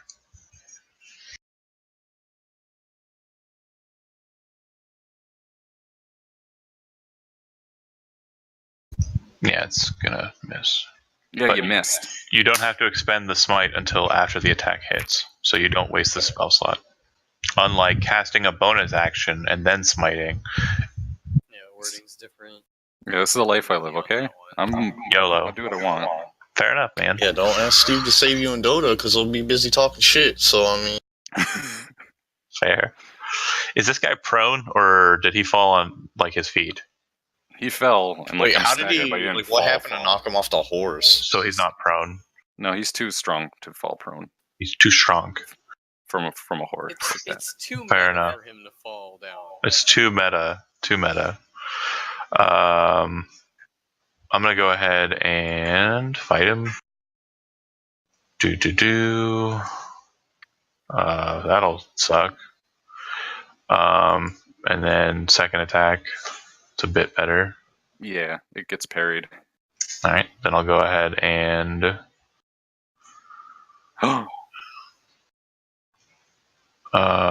get wrecked, and I'm gonna spend my inspiration to make that hit.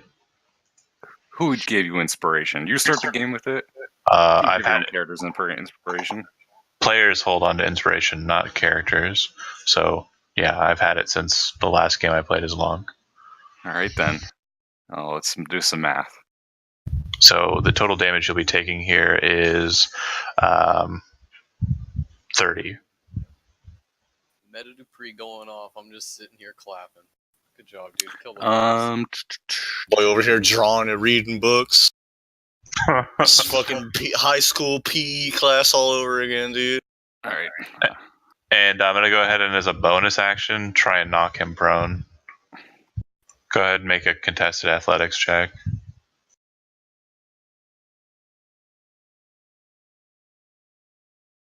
Yeah.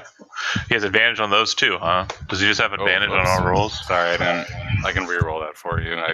No need. Actually, if you look at the math, I win. So roll your thing over it. He rolled an 8 on his first roll, plus 5 is 13. I have to hit his defense, which would be 13. So I hit, he falls prone. I just smash him. I just smash him with my shield and say, sit the fuck down and take Just your for, justice.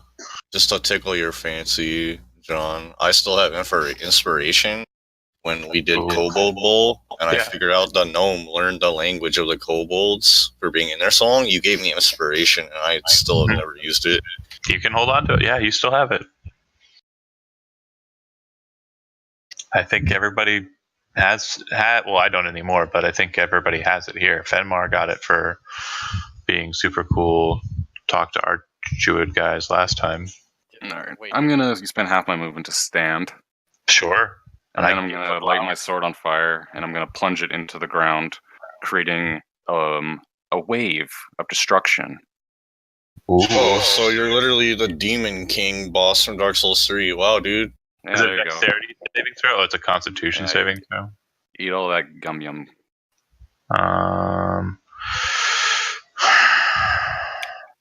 It really is a con saving throw. That sucks. Everyone make that shit. Loading.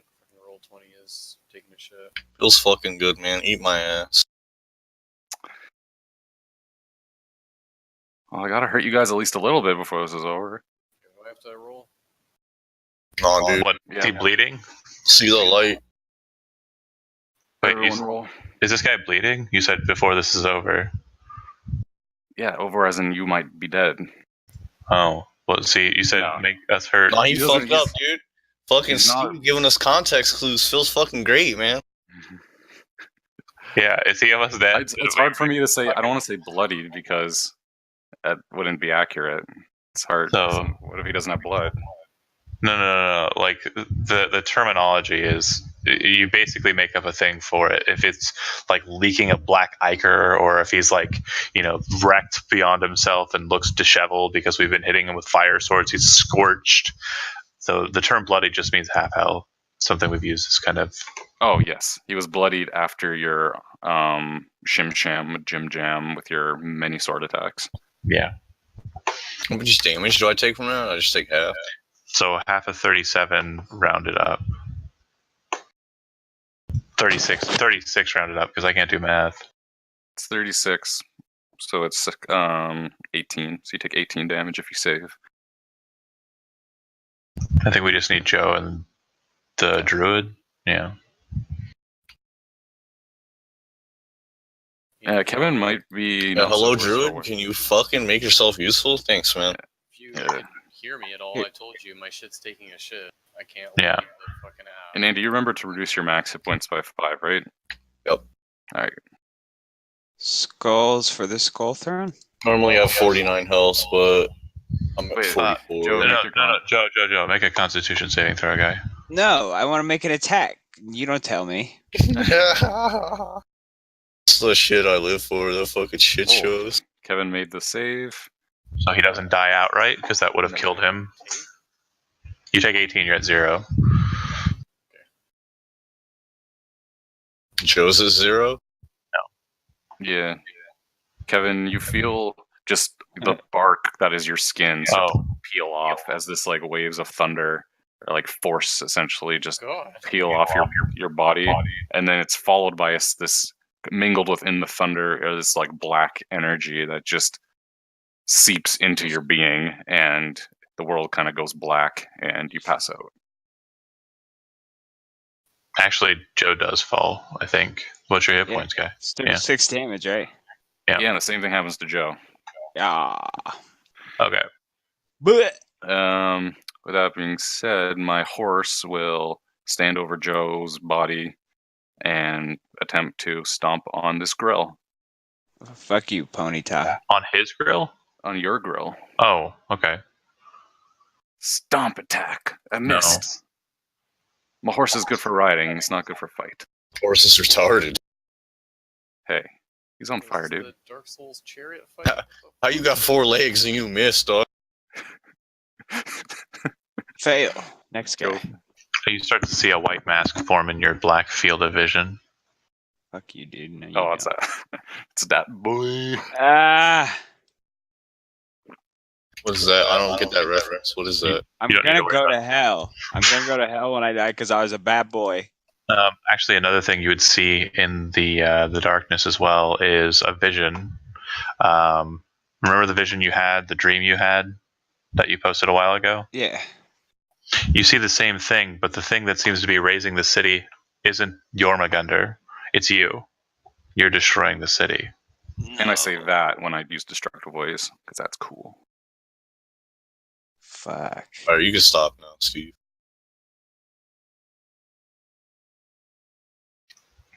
Fenmar, death saving throw guy. It's fucking chaos night, dude. Damn, bro. All right. Success. Do you have healing magic? You have cure wounds, right? Do I? Not you. You're dying. I'm talking to Krun. Yes, I do. Pick one and heal them. I would suggest Stenin. But yeah, your action is going to be either dropping lay on hands on him or casting a cure spell. I'd suggest the hands. Just drop all your points into him. Yeah, I was gonna say. He's not your dad. You don't have to do that if you don't want to. I mean, I'm just saying. It's Dear just me and Steve, you. And Eat I our have, asses. Andy, Sign I have us. 4 hit points, and I know that I'm gonna go YOLO, try and death swing him here. But you're gonna need friends, and Stenin can heal. Yeah. I'm just gonna drop all 20 money into Stennon. Get back up, Black Man. I'm up. 20 points.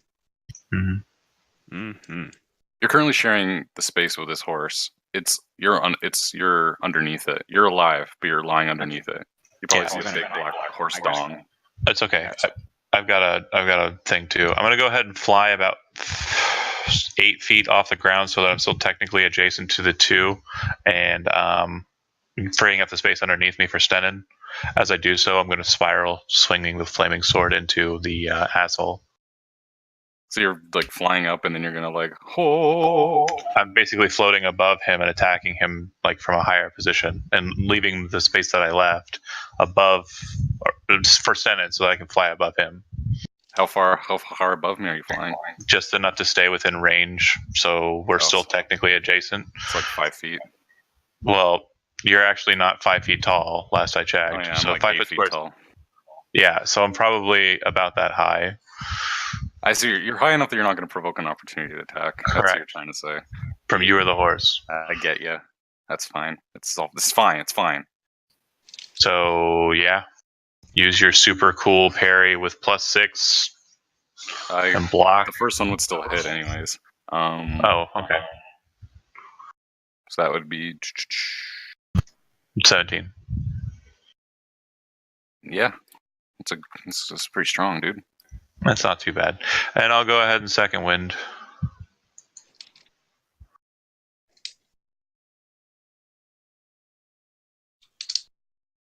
Now I'm at 15. Yay! All right. Nah, get rid of this moon shit. So Arthur is going to use his action to mount his steed, or command his steed to come over here so he can mount it. He'll grab the reins in one swift motion, be on its back, and then the nightmare will attack. Bring those hoofs up here, buddy. Yeah, fuck this grill. You're gonna attack your hoofs up at me? Bring it.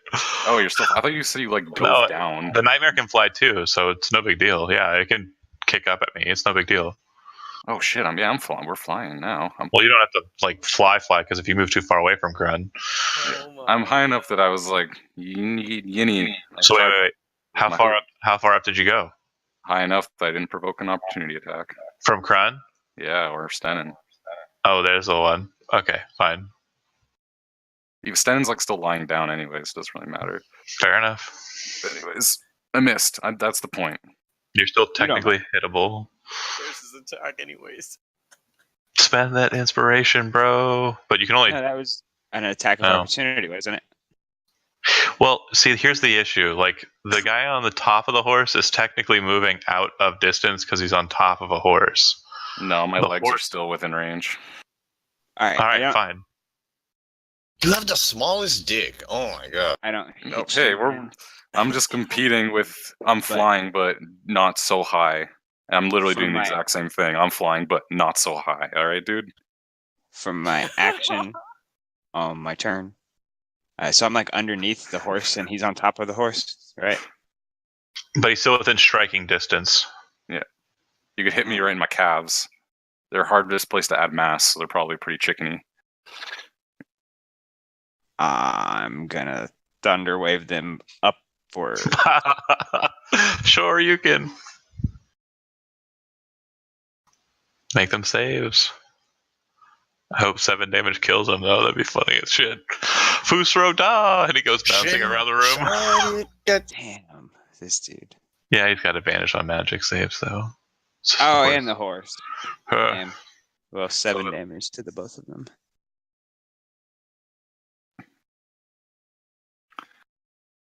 All right. Yep. You can definitely hear like so kind of flying in the air, dude. You hear a grunt and a wailing like yinny as like the damage kind of blows them back. But yeah, we're still good. Andy, they're only like 8 feet off the ground, so they're still both within reach. So I just okay. I was about to say I just got to sit here and like suck my own dick. I don't get Yeah, it. well, if they tried to fly higher than that, they would have taken opportunity attacks from you and Stennen. That's why he didn't do it. Meta Venema, dude. Fucking. You learn from the best, dude. Fucking goddamn, man! I hate both y'all niggas. He only did it right now still love because you. John did the same shit. Literally the Yeah. same shit. It's mirror match. It's cool. I raised your metagaming with my metagaming, and y'all have the tiniest wieners. Death saving throw from the druid. God damn it. Oh my god. You're the best. Kron just beat his ass. Dude, the next one's a 1. You guys know it. He's No. Just attack him? Should I get the druid up? Hit him.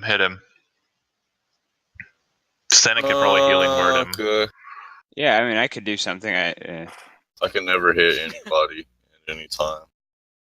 You have advantage on the guy. That's the worst part. Like, at the very least, oh no, that's Yeah. fucking action. yeah, that's what I was saying. Healing word's the best probably because it's like But a freebie. Yeah, but I you try to can't swing, but Spell your axe moves. hits his greave. I get you, Joe. Just go ham, kill this guy. We'll see about getting the druid up later. But He's not Later. gonna- all right, It's okay. I'm gonna go ahead and go ham.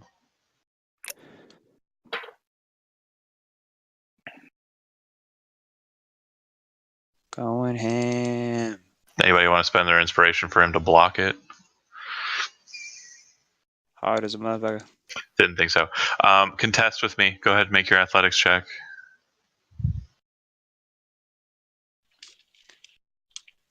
Who are you body checking? The guy. Me? You're just gonna Yeah. try. Oh yeah, you're flying. I guess that works. Spooky. All right. You bumped me the first time, but not Yeah. the second time. Yeah. I want to knock you right off that fucking horse.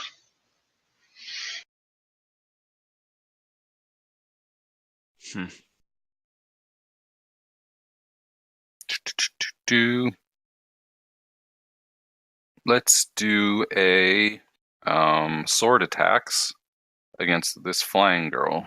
She's annoying. Sure. Parry. The first one. Yeah. All right. So 8. Okay. I'll live. Yes, you will. And then Horse. horse. Can't Can't hit hit shit. Good for flying though.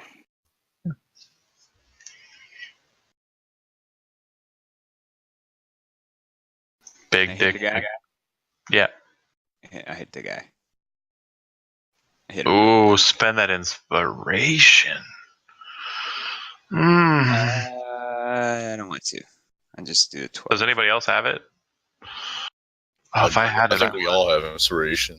you can throw it at him if you want him to. You can no, you don't have to be alive. It's an out of character thing. It's like if you want to discard your inspiration, you change. Give the it check to him, a Kevin. card. You're fucking useless anyway. I only use this because I'm fucking dead. Are you giving it to him? Yeah, sure. I'll just use mine. Don't use yours. I'll just use mine. It's okay. All right. Bam. Credit So- you, Diddy. Do you want to whatchamacallit? So yeah, it's a crit. So you like jump up, Morningstar in the hands. You're ready to like crack this guy right on his fucking skull because you're just jumped that fucking high. And he kind of looks over his shoulder and he pulls the reins, and you end up cracking the nightmare right on the side of the head, and it just like screams this like blood curdling yinny, and it starts to whatchamacallit. Hey, some people don't know how mounted combat works. Apparently, I know You can exactly damage how. into your mount. I know exactly how it works. Yeah, so shut the fuck up.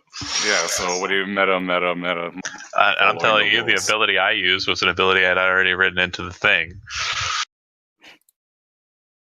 Anyways, mounted combat. That's how it works. So yeah, you crack the nightmare on the head, Hell yeah. and it can't keep afloat, so it floats. It lands down onto the ground. Right on.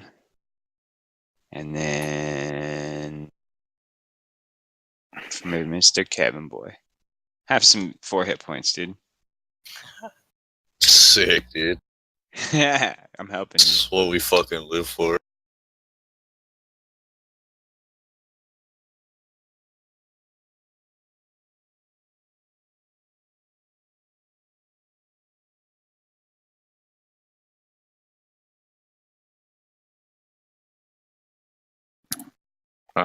Kevin, you're back up.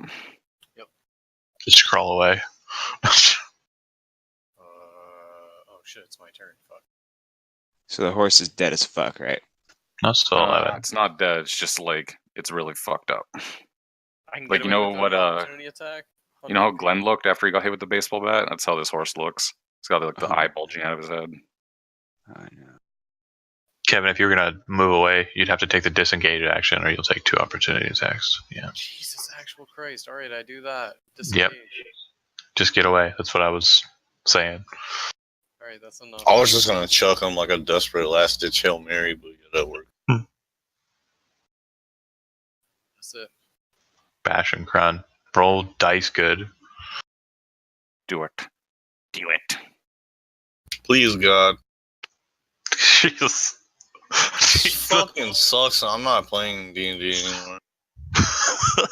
Like, it just happens every time, dude. Every single time. Oh yeah, Keeping, you have advantage too. It's just the world. Parry, miss. Yep.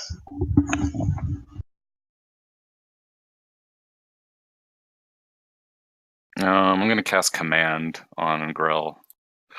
And I tell her to fucking get on her knees where she belongs. Damn. The spell has I'm no telling your girlfriend you said that, dog. or the command is directly harmful to it. Stopping in this fight would probably prove as directly harmful, and kneeling to a horse would be as well. So, Wait, what? You can't use command. you cannot command to directly harm a creature. Stopping to defend myself and kneeling in front of a horse is directly harmful to me. I think it means like telling you to go walk off a cliff. Fair enough. Yeah.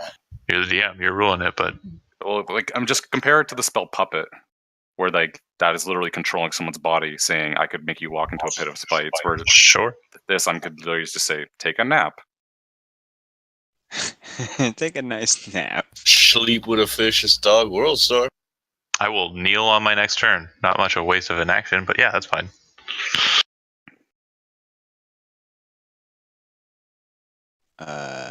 Damn. And hooves. Listening to you two fucking go off is like listening to 2 fat, neck-bearded, balding DM book at each other. Well, I was just actually, about to say something, dog. Y'all are fucking throwing- like you're some throwing cornbread D20s at ass each other. fucking old ladies. I love you. The autism at that peak levels, Commander. We can't handle it anymore. I'll stop rules lawyering, but it's just it's fine. I'm reading command in the PMG, and It's cool. and nowhere does it say if this command would cause the person harm. They don't have to do it.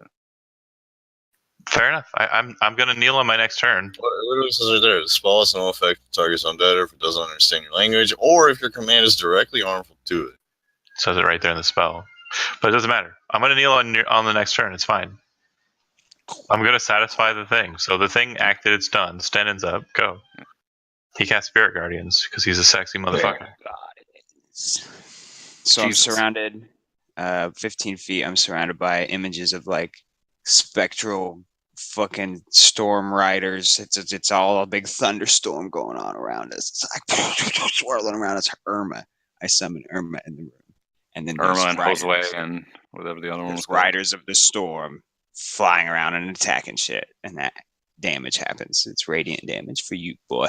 And it's wisdom. It's not con. All So the you're gonna time, die. this is the look on my face. Wow, what a link. Oh, Whoa. Can't even click on it! Bro, what happened? Bro, you gotta open image in a new tab. That is That is a bit. Just Can't even click on it. Oh just- my god. if it's an Ooh, image, just why? copy it and put it in the Discord, man. It works better that way. What the fuck? Oh, If the link doesn't even work, He'll take GG. half. It's all over. So, and I can't fucking attack. I can't post links, dude. I'm Man, out. he's hacking the fucking game, dude. There it Yeah. is. he's like, I see everything now. I will be the one who metas. Yeah. Anyways, so this is what Fucking happens. editing Stenon's like, Steve's HP. "Oh," and Sir Arthur Darkchurch is thrown from his horse as it yinnies. For a split second, when the radiant damage is like sweeping over the horse, you could actually see the horse not as a nightmare, but as the majestic white stallion it once was. And as the radiant damage sweeps over Sir Arthur, his helmet turns into an armor for just a brief moment, turns back to the Order of the Bloody Rose armor, and his helm similar to that of Clementine's, but just for that brief moment. The horse is pulled back through a flaming black portal into some ethereal plane and disappears. Sir Arthur lies on the ground. His armor starts to congeal and twist and kind of collapse in on itself, and he makes these horrible, like grunting, like sound, like he's being in a fucking trash compactor. cutting his head off before that all happened. So, like, Sick. I want his head. This is happening way too quickly for that.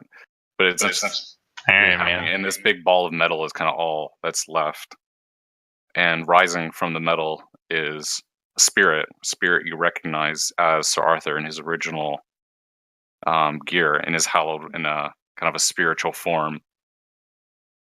And he looks to you and to Clementine and Krun and says, "My companions, you freed me. I am free of her. But flee this place. I will be bathed in paradise of the heavens, but she could take you in my place. You must run. Hurry." We And will as do what you could not. And as he's pleading with you, all of a sudden the room starts to fill with this eerie music, this sound that seemingly permeates the walls and the floor, and it just seems to kind of overtake the room.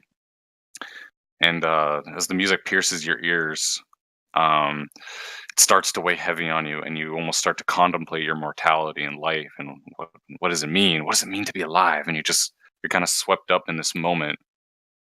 And Sir Arthur kind of looks at his hands and his form and his ethereal form, and it's kind of like the scene Jumanji when he gets sucked into the board game. And he's like, no, I was promised paradise. I have to be free of her. No. And he gets sucked into the altar and that he was lying against originally, and disappears. Damn, yo, that's brutal. Brutal shit. You're holding on to the Spirit Guardians. Is that what that was for? Yeah, it's happening for 10 minutes. All right. Well, where the fuck is the door? We're going through it.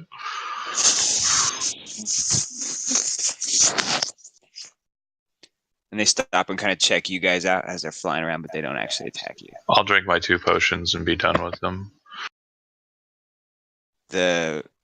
Just to be more fucking RP nerd, the riders, the figurines that you see, they've got like the big Aelith wings, like, you know what I'm talking about, those butterfly looking wings coming out their back, but they're like all spectral and cool. It's metal. They look sick as fuck.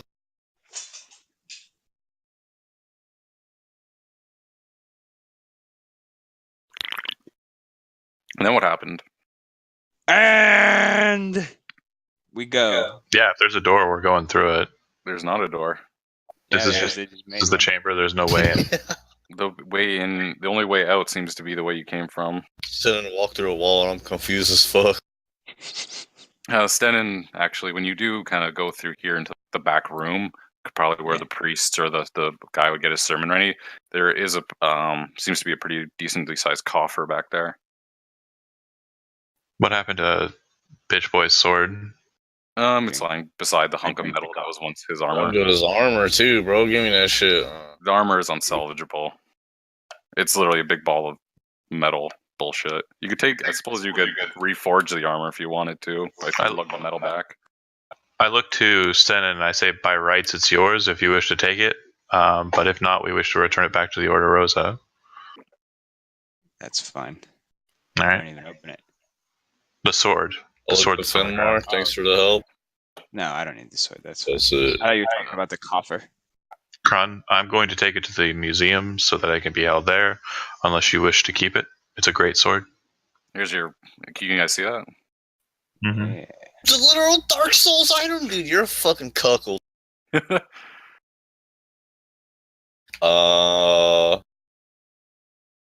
garbage compared to what I'm wielding, so. Dark flames. Well, it's currently cursed. I don't know, man. That's kind of dope. If you want to take it, it's yours. A greatsword swings for 2d6 damage. As opposed to your battle axe is 1d8, but You'll lose your shield. I was gonna say. Wait, what did Clementine say she wanted to do with it? I'm going to take it back to the Order Rosa to be put in the museums at the keep at Stormloft. Out of character, what do you guys think I should do? So to you, what would your guy do? What do you think your guy would want to do? Would you want to have it be? You could probably sense the curse. And you saw the curse. Yeah. what happened to Arthur Boy. I mean, you could even just explore that. Who the fuck knows? Maybe you don't want to leave the cursed blade in the museum. Who knows? Yeah, I'll let Clementine take it back. Okay. I wrap it in cloth and I set it on my back. Who's he talking about? Who's her? And how do we stop her? Clementine? Or the witch? Yeah, let's find her and kill her. I agree. We have to free your brother's soul. Whatever. There was nothing on the other side of those doors. Just the large coffer. Large What is coffee. What was in it? What's in it? Coffee beans. Alright, you open the coffer. Oh, sick. It seems to be full of coin and gems, but the most noticeable thing lying on top of everything is a very strange looking mask. I will show it to you. Uh-oh. Am I going to be a tree wearing? Is it Gary's mask? Oh, shit. Nope, not it. I kind of look over at Clementine, like, It obviously needs to be you know purified. what this is? Like, It obviously needs to be purified and destroyed. That would probably be best done at a church. If anyone wants it by right, you have claim on it. But if not, I will take it back to the church so it can be dealt with. Wait, hold on. This item. And wore this mask. I'm a vampire, human blood drinking tree man. Is that would be a thing? You're not a tree man. You're not a vampire, but you gain some aspects of a vampire. Bro. This item's dope. It's evil as fuck. But vampires in their thrall sea was homies, dude. They were like, oh, what's up, young blood? Yo, I want this. I tell you that if the item is truly evil, it can be used for good. But if you turn to the fouler side and use it for unclean purposes, I look to Kron and I look to the druid. We will have no problem destroying you. Try and put them at ease and say, I merely wish to study it and its potential. And by all rights, of course, you have access to it. Just know that walk a careful path. Underneath the mask is a pile of coin and gems, and that's there it is. All right. I look to Stenin. Take your fill if you so please it.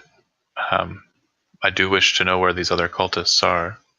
yeah, I've been looking for the witch this whole time. I don't know where she is, but I'm looking. If you're actively looking for everyone, you can. If you're actively looking for like some other way, or looking for what the fuck Sarah's talking about, you can all make a perception check if you're actively searching the room.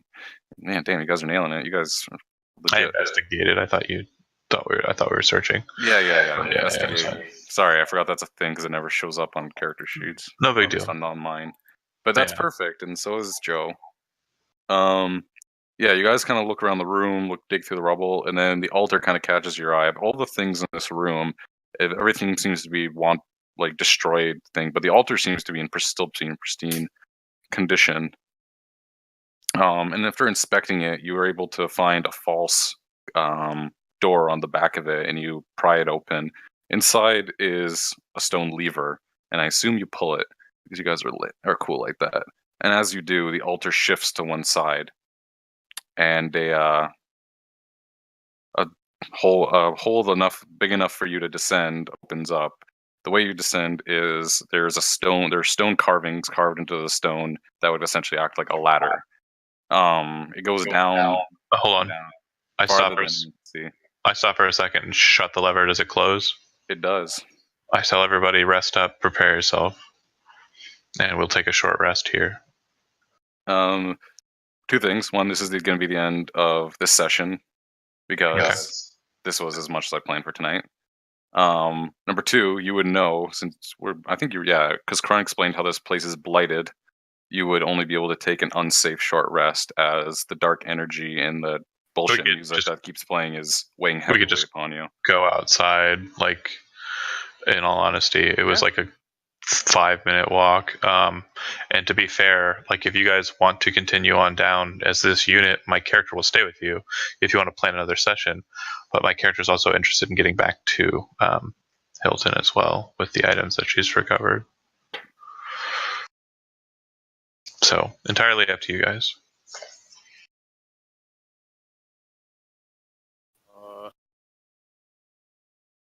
I don't know if we finished our mission, regardless of what Steve's prepared here or not, because that would be what I'd be concerned with. Are we done here? We don't know if this guy's the guy. Yeah, we're not entirely sure. From what you know, it sounds like Sir Arthur his soul had been trapped by some sort of. He wasn't our mission, dark magicaster type. Chasing cultists, though, and he mentioned a higher up. So now, if we have more to go, I feel like there's more to. All right. I mean, we shouldn't just. I agree. All right, we did it. Bye. And we need to find out who's responsible. The curator also mentioned that Sir Arthur was essentially being a gatekeeper to what he called the catacombs. True. That's right. Which you seem to have found the entrance to underneath the altar. Cool. But yeah, I will have to put a pile of bullshit in that place too. Okay. So we're super best friends, and we'll go ahead and be ready for whenever you're ready to run again. Yeah. What are we going to do about the event? Are we going to be able to play again before that happens? The event doesn't happen until Halloween, so... Like Halloween in real life? Yeah, in real life. All right, sweet. So there's lots of time. I was going to say, this little thing I have you guys running through, if you... out of character, of course. If you don't take care of it, it would affect the big bullshit. Okay, so good on you guys. Good crusading. Let me do your experience. Yeah, this is still technically the 5th, so...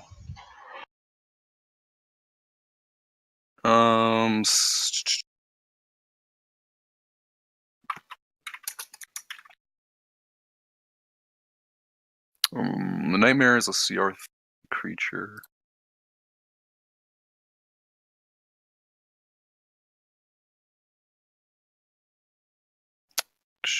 And that Sir Arthur was large and in charge. Let's do. And I'll give you some experience for attaining the book without coming to fisticuffs. That was